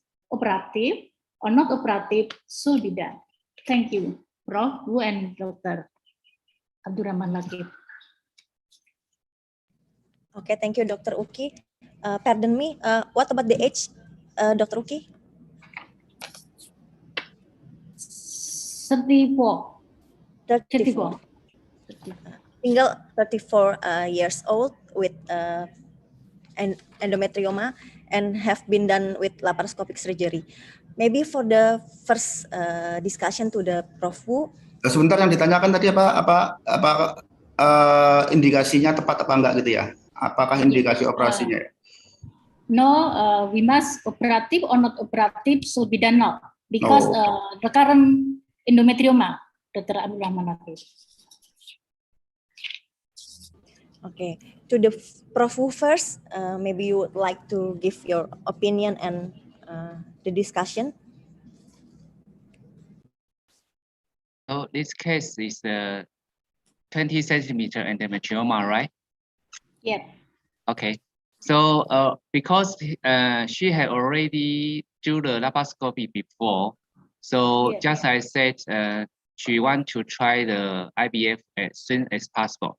But because the size of endometrioma is so big, so of course the follicle is near the site we want to do the oocyte retrieval, so maybe it's okay. But sometimes it's far away from the needle you could reach.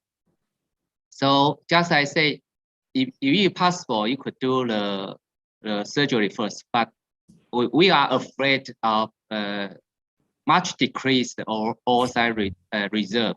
So sometimes we will do the transvaginal oocyte retrieval first. But sometimes, just I said, if the most of the follicle cannot reach both, and we will do a laparoscope and the oocyte retrieval at the same time. It means we do the oocyte retrieval from laparoscopy. we will retrieve the oocyte when you do the laparoscopy. Then after the oocyte retrieval, we remove the endometrioma. That's what I do. As we know, the multiple operation laparoscopy is in Indonesia is more expensive, and decrease polyclogenesis is possible. Laparoscopy, the second laparoscopy will be done in this case.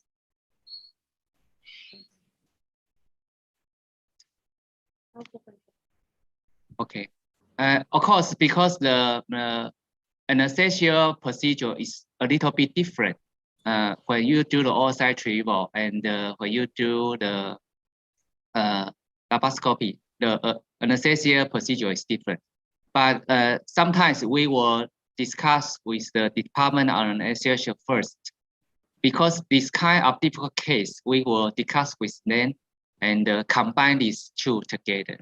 Yeah. Okay. Thank you. Yeah. Thank you, Prabhu, for the excellent. Yeah.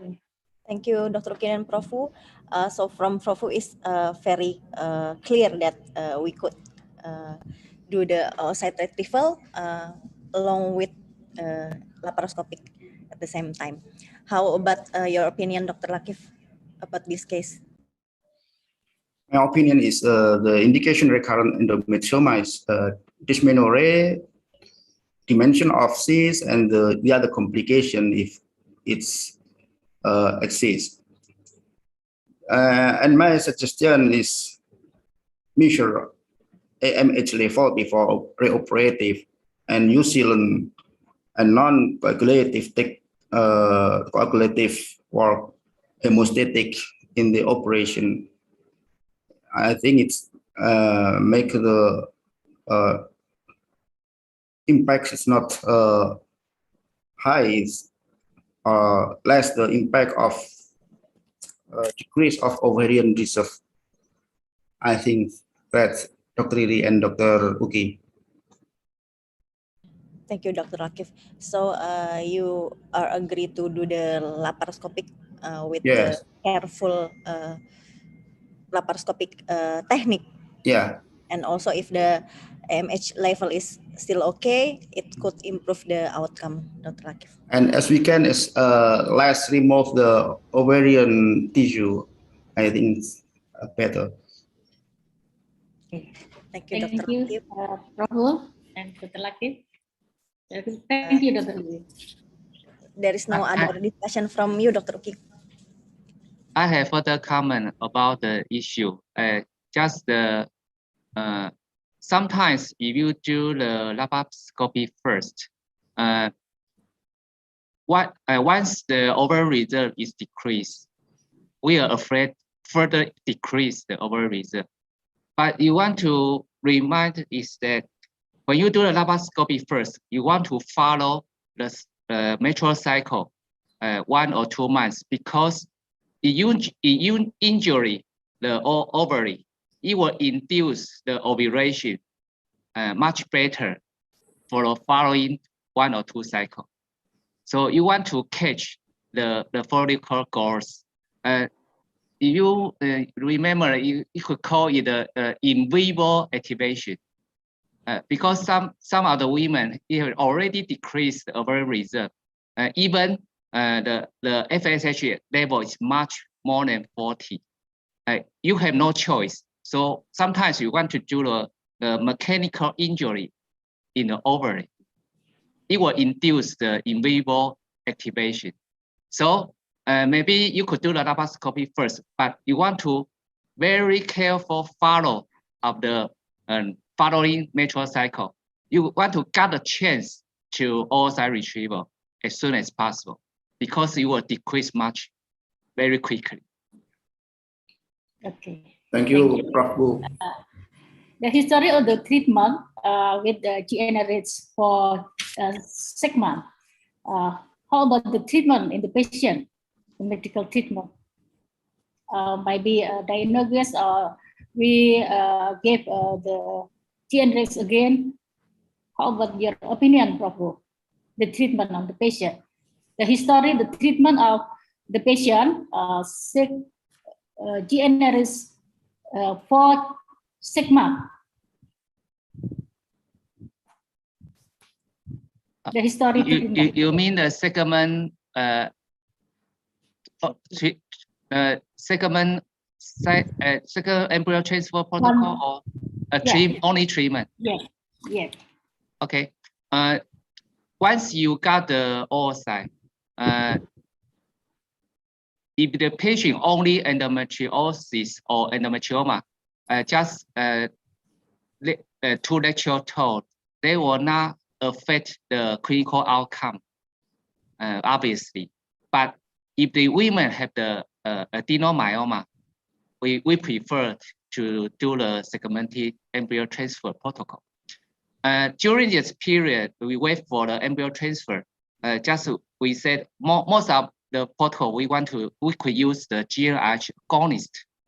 But now, because we have another choice, the medical treatment is the Digest. One is the injection, one is the oral. So every patient will have their preferred choice to do the GnRH agonist or Digest, because most of the women already experience these 2 treatments. So they will have their own preferred. Yeah. Okay, thank you. Thank you for your answer. Enough, it's enough, Dr. Riri. Okay, thank you. We would further for Dr. Eriana Melenawati, obstetric gynecologist, consultant, reproductive, endocrinology, and infertility. Please show the curriculum vitae. Dr. Eriana Melenawati, obstetrician and gynecologist, consultant, reproductive, endocrinology, and infertility, is our staff and lecturer in UNS Obgyn residency program. And the latest educational background is consultant of reproductive, endocrinology, and infertility in University of Diponegoro, and the scientific paper, the latest, is difference in LH receptor expression in the endometrium of patient with polycystic ovarian syndrome. Okay, for the Dr. Eriana, please you could give us a discussion and question or a case. Thank you very much, Dr. Agung Sari. Just a little bit correction. I'm not from Diponegoro University, but from Gajah Mada University, I think. But that's okay, it's no problem. Good morning, Professor Wu. How do you feel today? Yeah, good. Thank you. Yes, I am Eri. What an honorable moment, especially for me, to have you in this lecture. Professor Wu, I think it's very interesting presentation. I read about a paper about hypoxia, which has a role in the growth of endometriosis. I'd like to know what about your opinion, or maybe based on your study, besides in the endometriosis itself, is there any correlation with the hypoxia in the uterus or in the endometrium? Thank you. Okay. In the study of hypoxia in the endometriosis, it will have several divisions, such as my study is focused on the early implantation of the endometriosis. Of course, recently they have several studies focused on the hypoxia in adenomyoma. So this study is also similar with my studies, because my studies originally focused on the HIF-1 alpha. The HIF-1 alpha is the very important marker. It will have the important role is in the hypoxia pathway. So many of my study is try to evaluate this biomarker affect the following cytokine or following pathway. Just as I said, we try to find out some target therapy for this for the treatment or even for want to improve the endometrial receptibility. So recently, maybe you were interested. My recent topic is the YEP1, YEP1. It is one of factor. It will affect the oocyte development and even the uterus in the endometrial receptibility. But just we talk in these two lectures is that even the endometrioma or affected by hypatia, it seems much of the factor is affect their implantation and the disease pathogenesis. So because today's talk is focused on infertility, so much of the factor will affect in the women with adenomyoma. So just recently, the study in adenomyoma is also focused on the endometrial receptibility, especially some of the paper is talk about the hypatia.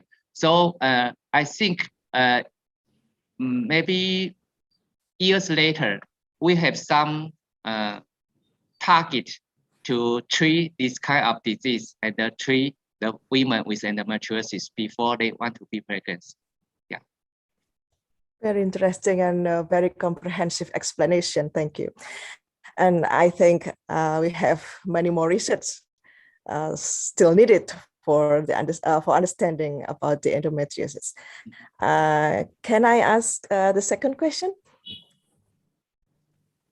Yeah, it's a very interesting presentation about your talking about management of adenomyosis regarding HIFU. Does NKCU perform this therapy in adenomyosis patients? Yes. All right. Okay. Mm-hmm. I will publish a paper about HIFU recently. Maybe you could see online recently. Mm-hmm. Yeah, because the HIFU, the nature of HIFU is that you don't do the surgery, and you could preserve the uterus biometry. Because once we do the surgery of adenomyoma, we want to remove the mass of the adenomyoma as you can, but it will affect the thickness of the biometry. Of course, it will increase the risk of uterine rupture. Because I have experienced the people, they do the cytoreductive surgery, when they pregnant about 24 weeks, the uterine rupture. So it's the risk of the mother and the baby. Of course, the baby is gone. So that's why I combine the HIFU with the treatment, especially in the women of adenomyoma, because it's very hard to treat this kind of patient. Yeah. It's very interesting. And I hope maybe someday I can go there and learn about HIFU. Thank you very much. Thank you, Dr. Agung Sari. Thank you, Dr. Ariana Profu. For the HIFU, that was a treatment you use for the patient in your presentation. Is that right, Profu? With patient, do you use the HIFU in the patient in the previous presentation? I do the HIFU for two kind of patients. Of course, in uterus with the myoma and women with the adenomyoma. But most of my case is the posterior wall myoma or posterior adenomyoma, because maybe it will affect the implantation of the embryo. So that's why I do the HIFU. Of course, I will undergo it because I do the HIFU every week, every month. Yeah. Thank you. Okay, thank you. I think Professor will have to be invited in another lecture. So Dr. Dono and Dr. Uki, you need to follow this. Thank you very much. Very much. Is there any discussion from the panelists? Maybe Dr. Lakif? Are we going to the Q&A box? We have Sini, no experience with HIFU, but I think HIFU is the next technology that should be used for endometrioma, adenomyosis, and myoma uterine.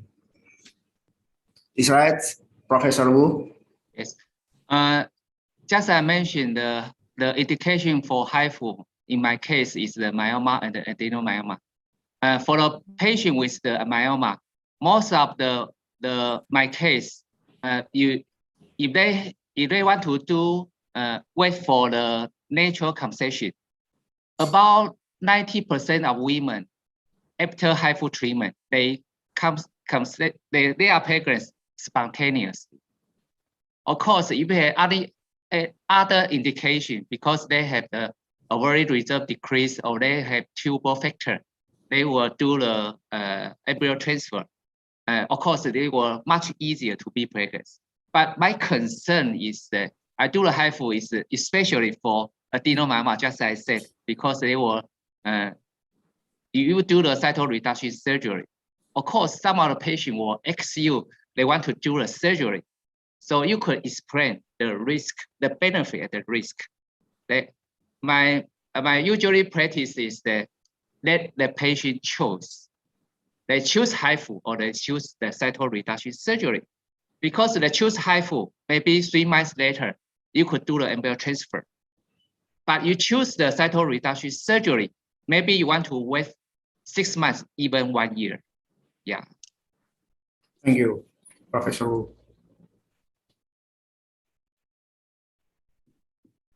Thank you, Prof. Wu. This might be a next topic in our next discussion about the HIFU in detail. And for the attendance, we have a question and answer box here. The participants who are present here today are expected to be active during the event. You could write down the question here in the Q&A box, and we will discuss with our presentant. Maybe we have one question from Q&A from Dr. Adrianus Bahnas. He's our medical staff here, also in Muardi Hospital. I will read it for the panelists. Thank you for the fruitful insight, Prof. Wu. Could we have explanation which category of patient with endometrioma that would likely have more benefit with straightforward doing GnRH or diagnosis without surgery, and continue with IVF rather than doing laparoscopy first before IVF? Do you get the question, Prof? Yes, but the question go. I say okay. I know. Just I said, if you have any indication for IVF, you want to do the IVF first. But if the case, just divide them with if they have symptom or not, because if the endometrioma is less than 4, it's easy to get the oocyte retrieval, and I will try to aspiration the endometrium content when we do the oocyte retrieval. So because some of the women, they have decreased the ovarian reserve, we will do, in Taiwan, we have another group do this kind of procedure is that we aspirate the endometrioma content, then we inject the alcohol, 95% alcohol, to calculate the lining of the endometrioma to prevent the surgery. But I prefer to do is that because the alcohol will also slightly it will indicate into the peritoneal cavity. Some kind we will induce the more adhesion. Yeah, so I prefer to do is that I aspirate when I aspirate the oocyte, then I wash with the normal cell into the endometrioma. You want to do the oocyte retrieval first, because once you inject your needle into the endometrioma, the needle was stuck by the content of endometrioma. Then you could not do the further oocyte retrieval. So you want to do the oocyte retrieval first.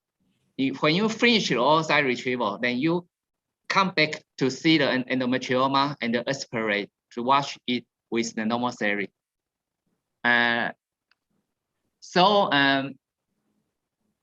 Only I will do the surgery is the endometrioma is so large, just we mentioned in the lecture, is so large. And we will do the surgery first if they have no previous surgery or they have no bilateral endometrioma. And if I have no choice, just as I say, I will do the laparoscopy to do the laparoscopy oocyte retrieval at the same time. Yeah. Of course, you want to remove the endometrioma after you do the oocyte retrieval.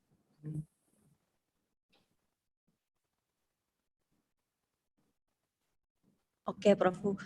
For Dr. Adrianus, is that already answer the question?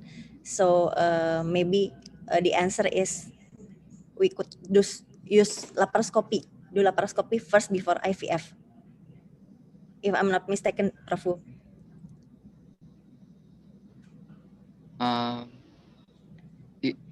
The question was straightforward doing GnRH or Dynogest without surgery. Okay. Laparoscopy first before IVF. Yeah.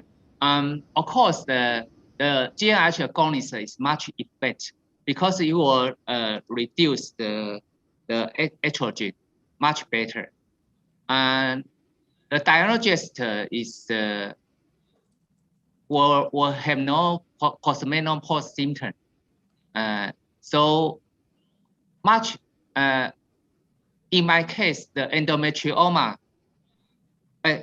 In the case of endometriosis or endometrioma, they could choose the GnRH agonist or Dynogest.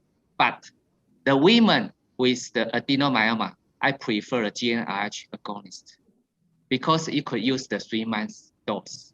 Yeah, because we want to control. Just as I said, we will reduce the level of CA125 to less than 35.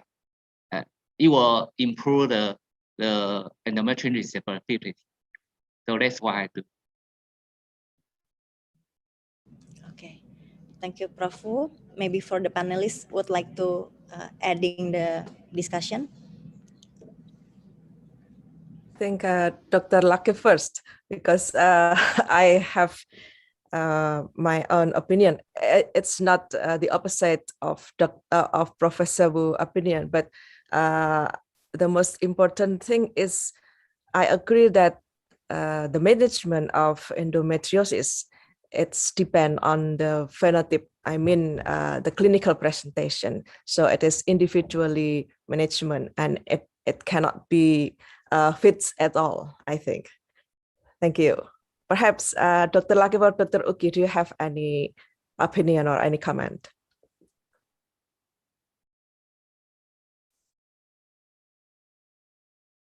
Of course, I agree with you, Dr. Ariana, because the indication of treatment of endometrioma is very individual, depend on the fertility or dysmenorrhea or pain. Yeah, I think, and of course, it's depend on the age of the patient. I think it's absolutely, I agree with you. Thank you, Dr. Ariana. Yes, Dr. Eri, I agree because endometriosis related with the genetic. Maybe as we know, if the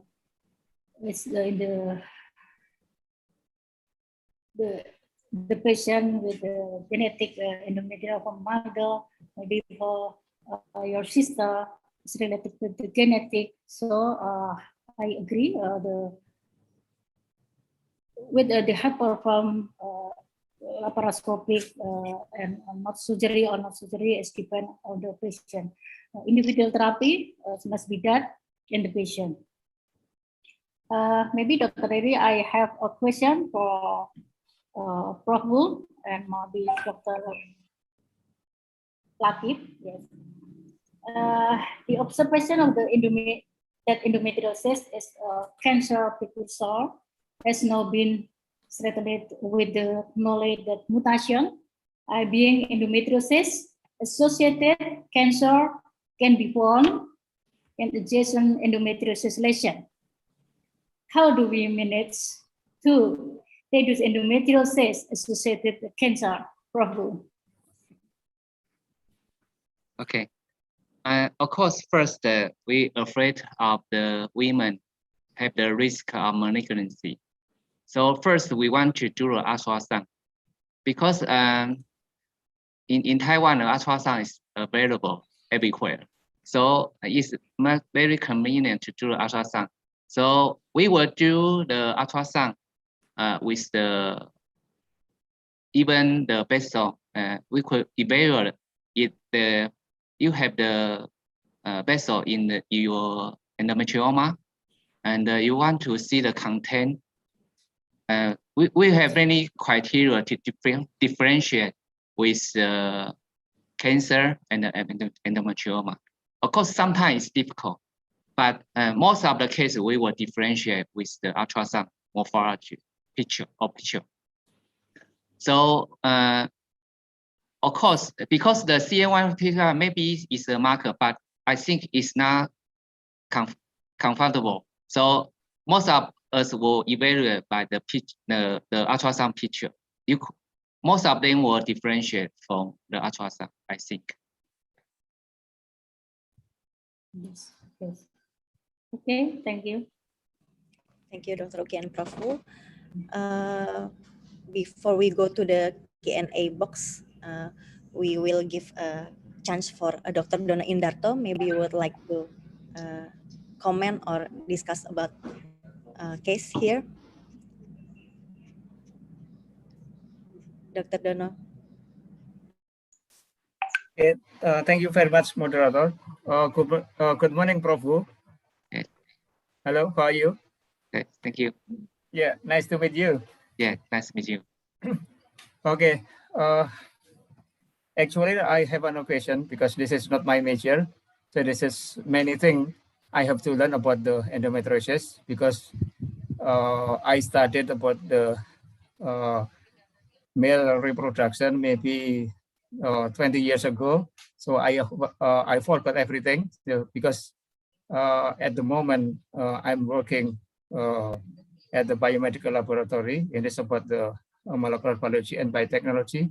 Maybe yeah, I know about the slide, your slide about the hypoxia. It is about the molecular level, but I'm not sure about the next slide because this is a very specific lecture. But I hope for the next meeting or for the next session, we can invite you again.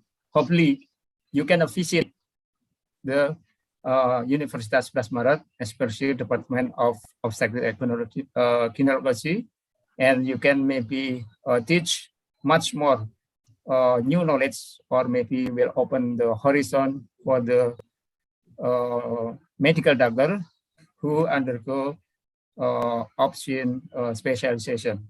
I think that's my comment. Thank you. Thank you.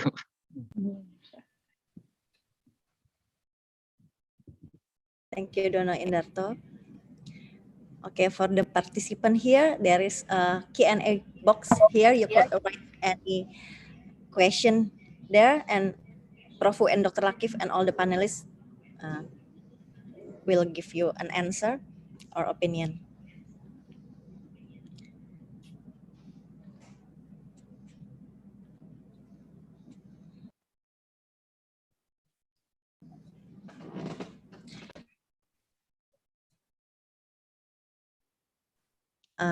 In the panelist room, our Kalogisma participant, maybe you would like to ask something for Dr. Agung Wicaksono and Dr. Nur Fadli?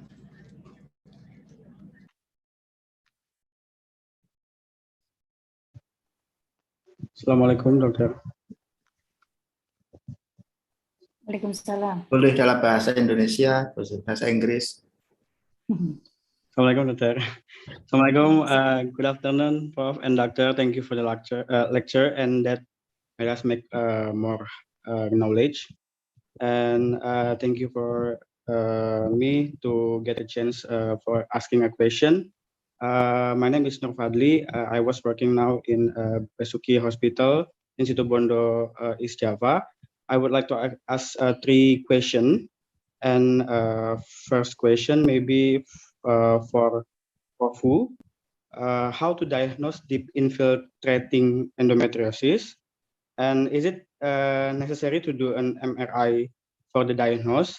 And what is the gold standard for that? The second question is for Dr. Abdurrahman Lakif. If the patient want to do the operation, so she can use the DNO gas. What is the long-term effect for the patient to treat the endometriosis? And the third question, I have a case, woman, Neil Enil, 23 years old. She had already did an operation of oroptomie dextra for a big endometriosis 1 year ago. And now she already got married 3 months ago.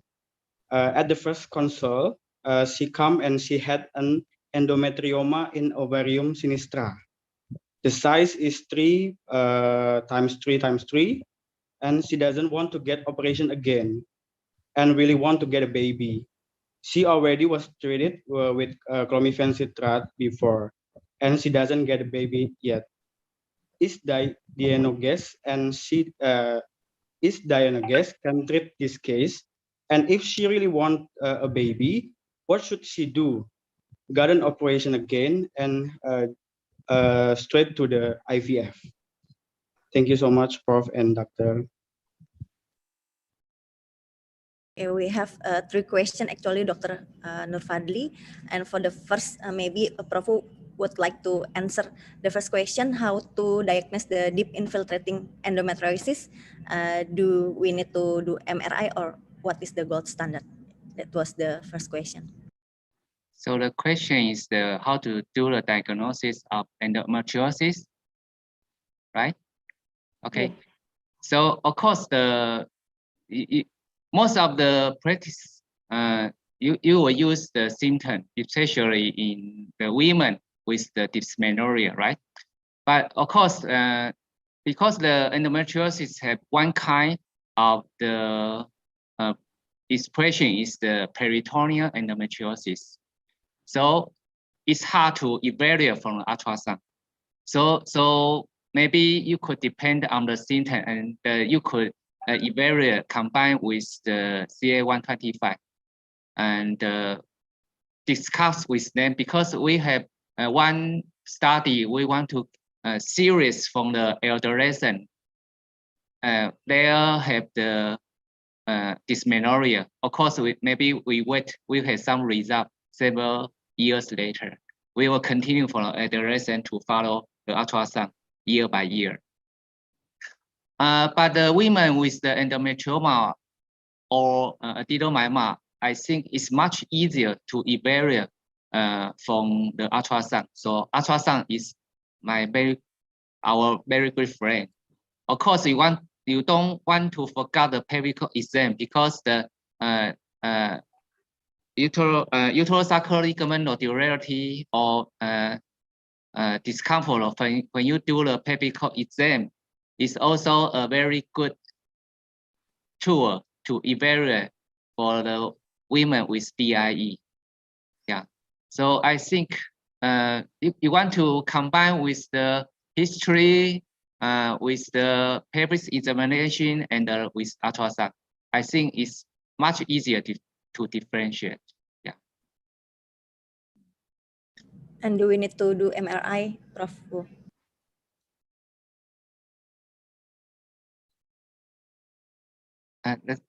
So Do we need to use MRI to diagnose? I only use MRI before HIFU. Yeah, because the MRI is not paid by insurance cover.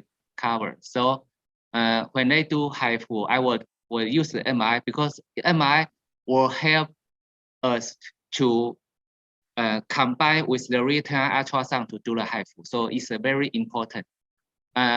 But another case I will do the MRI is the already affect the GI or GU system, especially the women with the hydronephrosis. I will do the MRI to see which part they were affected. Yeah.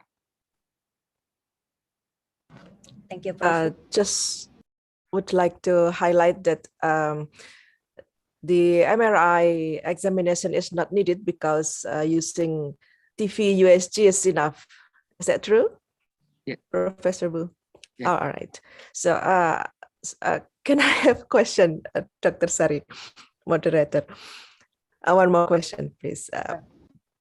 During laparoscopy with endometrioma, sometimes we can't see any deep infiltrating endometriosis, but the patient complained that dysmenorrhea very, very severe. Do you have any suggestion or tips maybe to search for DIA, Professor Wu? Thank you. Of course, I will do the pelvic examination to see if they have nodularity before operation. But of course, sometimes when we do the laparoscopy, we cannot find any lesion in the peritoneal cavity.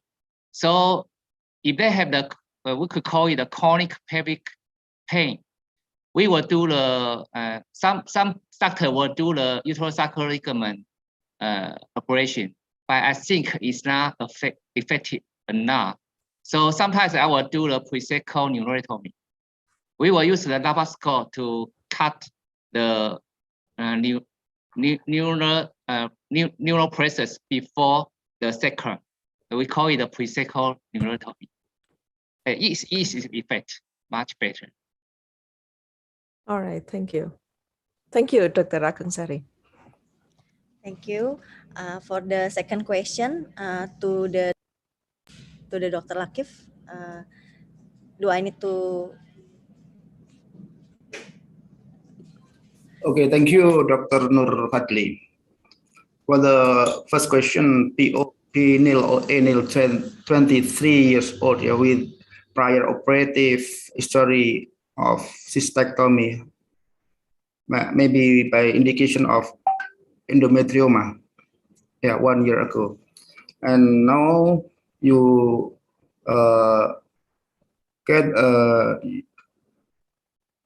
this patient recurrent, growth the endometrioma in the contralateral ovary.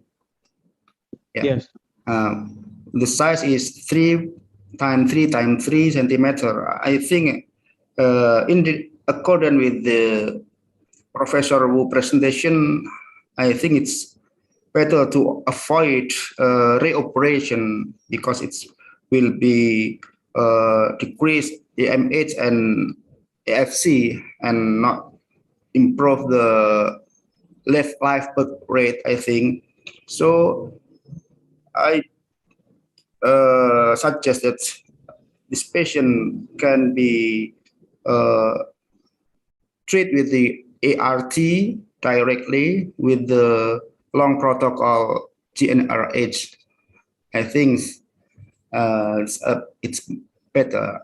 Maybe Professor Wu have the other suggestion.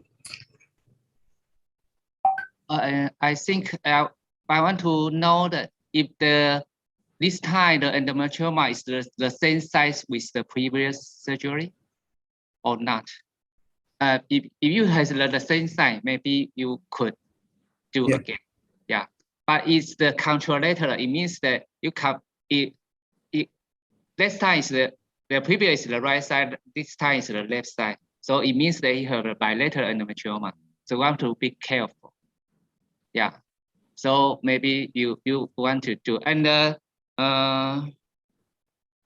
you do the surgery. I prefer you want to ask the women, infertility women, try to do the natural intercourse. Don't forget, because after surgery, some of the women will think want to have some months for release. But just as I said, after surgery, about 3 months, the ovulation is much better if their tube is patterned. So you want to try to have big pregnancy as soon as possible. I think, just as I said, is another hypothesis is the in vivo activation. Of course, this patient, you want to show that their tube is patterned or not, because this kind of women, their tube may be obstructed. So you could direct to the ART. Don't forget to ART is affected by the tubal factor. And you have mentioned that this patient already take the Comifen, right? Comifen twice, right? So you could try the letrozole, the aromatase inhibitor, because the mechanism is a little different. Some of my patients, they tried the Comifen first, but they failed. They shift to letrozole. They assist, especially for women, they have endometriosis or adenomyoma. Why? Because the aromatase inhibitor, the estrogen is decreased. Yeah. The level of estrogen will not increase. They will affect the size of endometrioma or adenomyoma. So you could try to use the letrozole if the tube is patterned. Thank you, Professor and Dr. Thank you, Dr. Nurfadli. Maybe there is a second question about the diagnosis. If the patient of endometrioma won't do the operation, she can use diagnosis, and what is the long-term effect for the patient for the treatment of endometriosis? Maybe that was the second question, Dr. Nurfadli. Dr. Lakif and Prof. Could answer. I have many patients use the diagnosis, and of course they have some side effect because they were induced by progesterone, such as the headache and breast discomfortable, and of course they have most of the side effects, the vaginal spotting. But most of the cases were released with some manipulation and the consultation.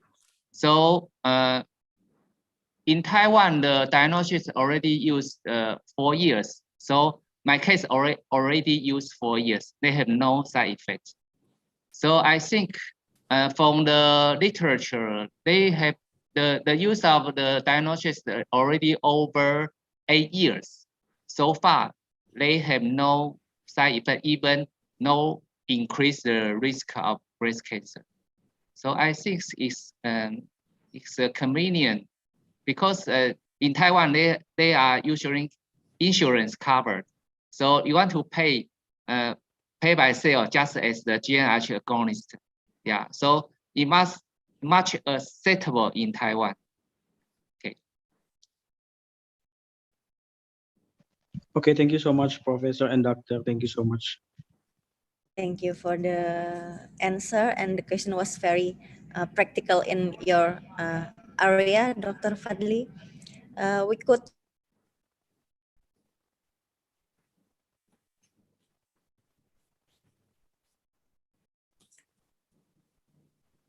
And I found a question in the question. Yeah, I think the moderator's last connection. Last connection, but it's okay. Perhaps we go to the Q&A first. Oh, all right. Moderator is coming again. Hello, Dr. Riri. You have lost connection for several minutes. Okay. Yes, it's back. I will the question from Q&A first, and then I think Dr. Agung Wicaksono is online. It's up to you. Okay. From the question from Dr. Gaga, he would like to know whether the endometriosis regressed after the menopause, considering that after the menopause the ovaries do not longer produce estrogen. Of course, we found many patients, they have also have the endometrioma, even they are menopause. So this kind of patient want to pay attention, especially for ovarian cancer.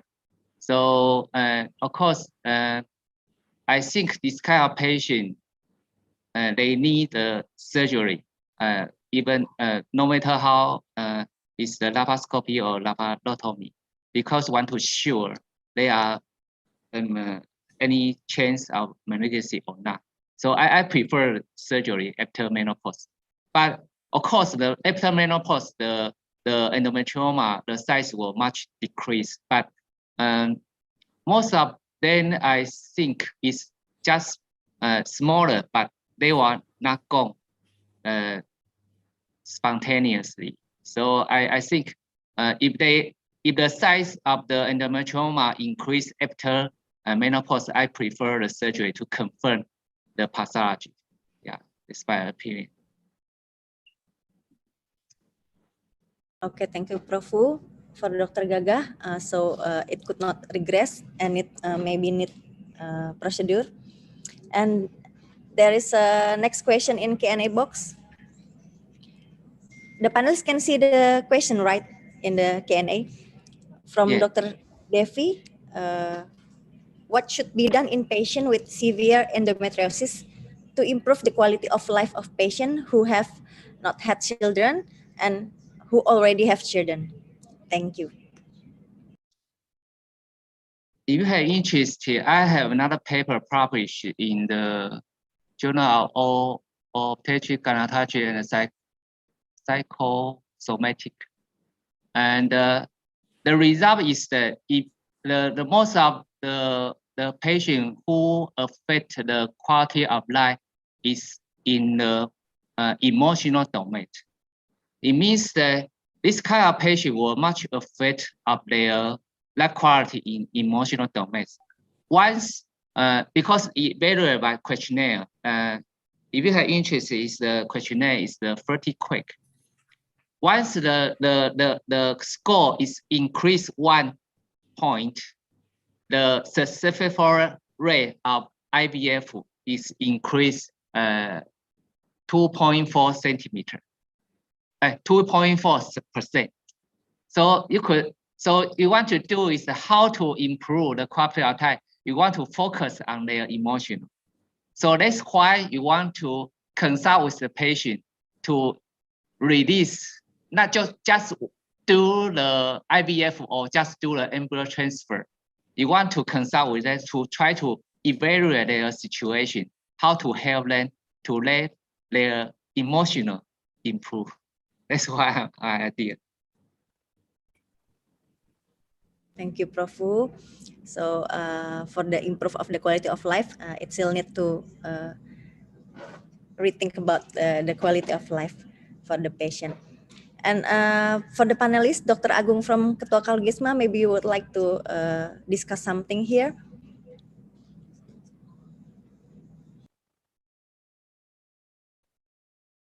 Yes, thank you very much. I'm sorry that I will not start video because I am not in the proper wardrobe. I beg your pardon. I have witnessed one case that endometrioma, after 3 months of surgery, it grew large and even larger than the previous one. So that the colleagues of mine, he operated this young woman again. I didn't know what was the regimen for the therapy, but I witnessed that I think it is so very quick that the endometrioma growth larger after surgery in about 3 months. Could you please, panelists or probably Professor Wu, comment on this? Is how many surgeries could happen after the previous surgery that it's been so massive of the growth of the endometrioma? Thank you very much. The question is how, because the patient just received a surgery 6 months ago, then it seems it's recurrent, right? So Yes, how many surgery we could do? Of course, just we talk in the lecture. You want to depend on is bilateral or not, or it has I have many patients that do, if just I say it's the only one size, maybe you have another ovary. But I have one case is a bilateral endometrioma, and it was operated by another doctor. Then when she come to me, the AMH is much decreased. About 6 months later, they are married. Then 6 months later, we check their FSH is over 100. So they divorce. So it's a terrible thing. Only one surgery, they ruin their life. So be a surgeon, we want to be very careful to do the surgery. So we have many want to think before the surgery. And we have another case. We had to do the laparoscopy, and then she only had peritoneal endometrioma. Of course, they were operated by another doctor. Then their AMH also decreased. Of course, we did not know what happened in the surgery. So we want to care for every surgery. So you means how many surgery? You could do many surgery, but you want to pay attention to what we talk in the lecture is that you want to think about the fertility preservation and try to manipulate this kind of patient. And in such case, I think you after surgery, you want to see they want to have a baby or not. So if they want to have baby, you don't need to use any medicine. You just let them try.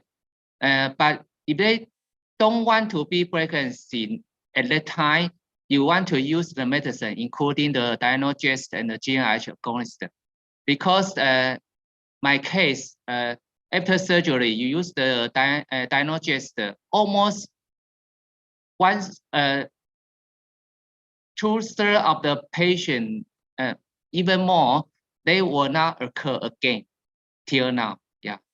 So you want to do some procedure and discuss with the patient what they want to do next. Yeah. Thank you very much, Professor. Thank you, Dr. Agung Wicaksono, for the question and from the discussion. Maybe from the other panelists would like to give the comment about how many surgery after the surgery for the endometriosis. Yes, it's really, I think the patient with diagnosis endometriosis, maybe one surgery must be finished to be treatment, the management of endometriosis with infertility, I think. Yeah. Thank you, Dr. Oki. So we hope that there is only one surgery in a lifetime for the endometriosis, Dr. Oki. Okay, we see the Q&A box, or maybe we have here the other panelists.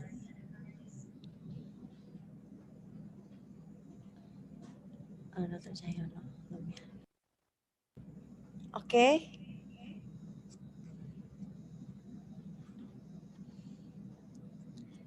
there is no other question in Q&A box. Maybe Dr. Ariana would like to ask something to Dr. Latif. All right, continuing the discussion about the one surgery in lifetime of endometriosis patient. First, I'd like to know about Dr. Latif's comment about this statement. What do you think about only one surgery for endometriosis patient? And what about if the endometrioma grow again, or we find on the contralateral, we find endometrioma again after several weeks, maybe, or several months, maybe. What do you think, Dr. Latif?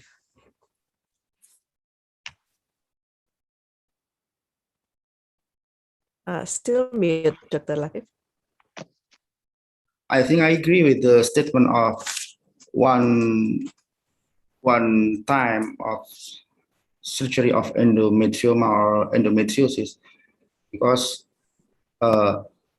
with the reluctance of a massive operation, I think it's will decrease the ovarian reserve and ovarian function.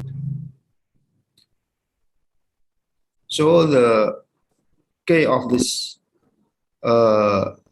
statement is how about the competency of surgeon or operator. I think it's my opinion, Dr. Ariana. All right, thank you. What about your opinion, Professor Wu? If the patient, like the case before, that the patient had been performed ovarectomy, for example, and then she's still only one ovary, and the rest of ovary is became endometrioma, and she still desired to get pregnant. What do you think? If the endometrioma is more than 4 centimeters? Previously, I think about 20 to 30 years ago, the operation is most of the laparoscopic. So at that time, most of the case I know will do the unilateral operation. But as recently, we have the concept of the fertility preservation, even the surgery of the medicine.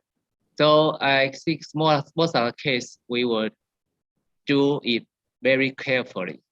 So if the case is more than 4 centimeters, and of course my opinion is that I want to consult with them if they have the desire of be pregnant.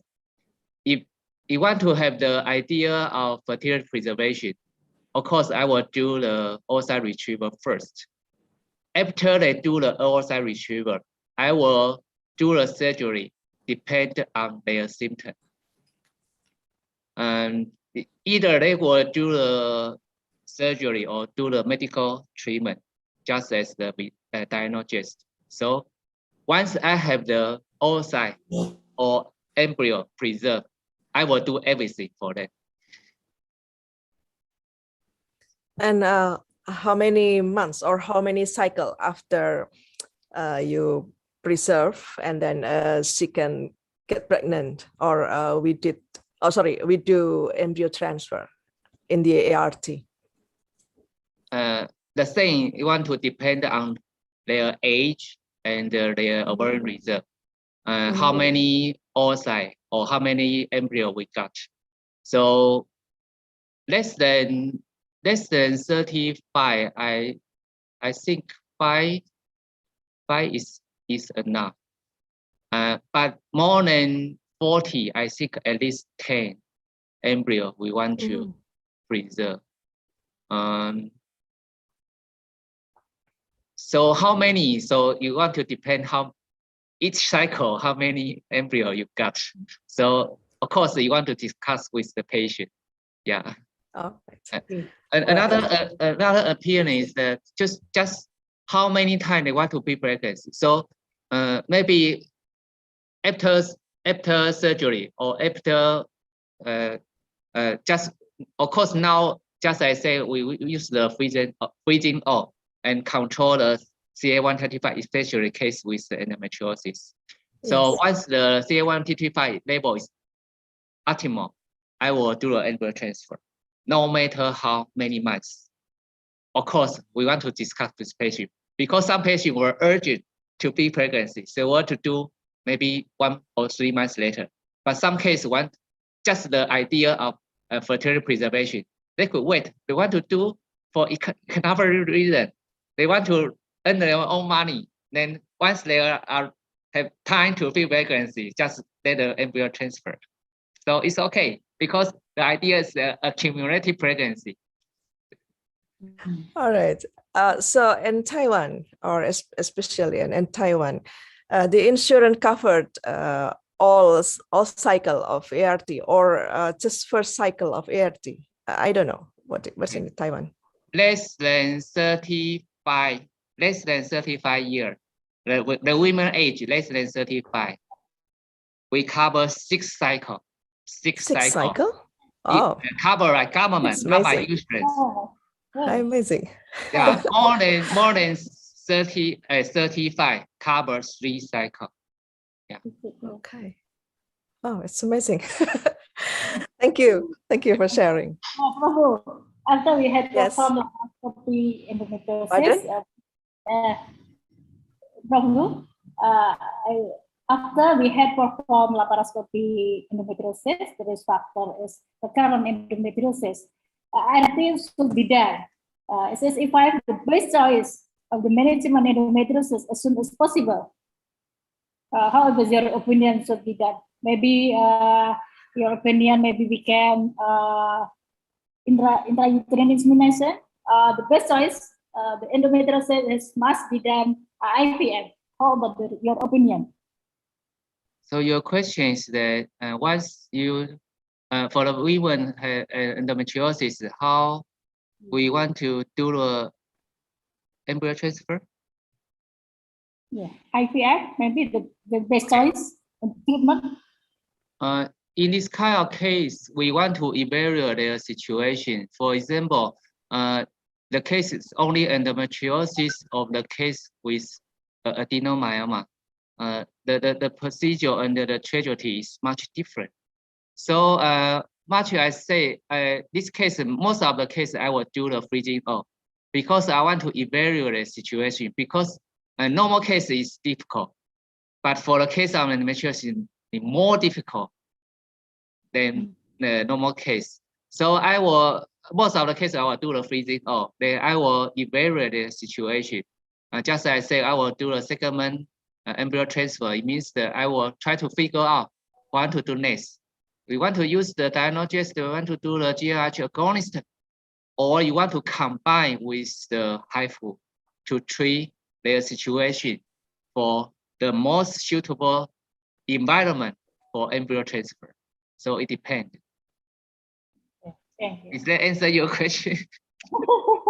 Thank you for a good answer, Professor. So in Taiwan, especially in NCQH, is much better. Is that I can do anything I want. I could do the surgery. I could do the oocyte retrieval. I could do the HIFU. Everything I could do myself. So the patient will contact with you all the pathway. They could consult with you and do the best choice they want. Yes, thank you. Thank you, Prof. Wu and Dr. Uki. Maybe we will have one more question here. It's a bit different. It's a bit different from previous discussion. What is the management of endometriosis in adolescents with the painful, with the pain that is very painful? What do you say? Yeah, it's very difficult because most of the case from the textbook we know is that we want to use the COC. It means the medicine just for the maybe now we use recently most usually used is the Yasmin, is a low dose combine the estrogen and the progesterone, the COC treatment. This is the most useful and the most mentioned in the textbook. And for this kind of patient, because in adolescent we cannot find the endometrioma and the adenomyosis in this age group. So most of our cases, I will evaluate the CA-135 first. Of course, we want to prevent the period of the menstrual period to prevent the false evaluate of the CA-135. But once you have the data of CA-135, you could consult with this adolescent and of course their family, because most of the adolescent will come accompanied with their family. If you have the data, you could discuss with them, and you could use the COC or even use the diagnosis. Yeah, but some of the cases they prefer, because most of this medicine is hormone, especially so most of we want to prevent. So over half of them will use the medicine for just for pain. Yeah. So adolescent is a little bit difficult to evaluate, but you will treat with the different procedure with that. Thank you, Prof. So we could use COC or diagnosis for the painful management. And that was the last question. Thank you very much for the panelists here, Prof. and Dr. Lakif, for the long discussion, but we were very happy. And thank you all for the participants who give question and give attention to the discussion. I will shortly conclude all this presentation that maybe the therapy of endometriosis is very individualized. Also with the recurrency problem, we could proceed with medical management or IRT without surgery. And it all depends on manufacturer and should be discussed with the patient. Also, if we would like to have a surgery, we must consider about the ovarian reserve and must be treated in the handful of great surgeon. That's the conclusion of today's brilliant lecture, Prof. and Dr. Lakif and all the panelists. Hopefully, this event can be sustainable with the future discussion and will be beneficial to our knowledge and community. I would like to thank all the committee of organizer. I will now hand over to the Master of Ceremony to close the discussion. Thank you. Thank you, Doctor. Thank you, Professor Wu. Thank you. I'm sorry, Doctor? Yes, it's okay. Unfortunately, we have now come to the end of this webinar. Thank you to the moderator and guest lecturers who have made the time to be here today, and to the participants who attended today's event. I apologize if there are any mistakes, whether it be my words or actions during this webinar. As Master of Ceremony, I bid you farewell and see you next time. Wassalamualaikum warahmatullahi wabarakatuh. Waalaikumsalam warahmatullahi wabarakatuh. Terima kasih. Thank you, Professor Wu. Thank you, Prof. Wu. Maybe we will have a photo shoot with all the panelists. And of course, thank you for the environment for this speech. Especially we have the cooperation with your university. Hopefully. Yeah, thank you. Thank you very much. Thank you so much, Prof. Wu. Yeah, thank you. One more shoot for the photo. Yes. Give your smile. All the panelists, thank you so much. Smile. Okay, thank you. We got several shoots here. Thank you, Dr. Lakif, Dr. Uki, Prof. Wu, and Miss Ju Chen, Dr. Dono. Thank you for the discussion today. See Izin you. live. Bye-bye. Thank you for everyone. Bye-bye. See you next time, Prabu. By the way, Bye. we still have more, 2 more lecture, I think, forward for Professor Wu. Adenomyosis, and then secondly, what's it? And HIFU. Okay, maybe the next time.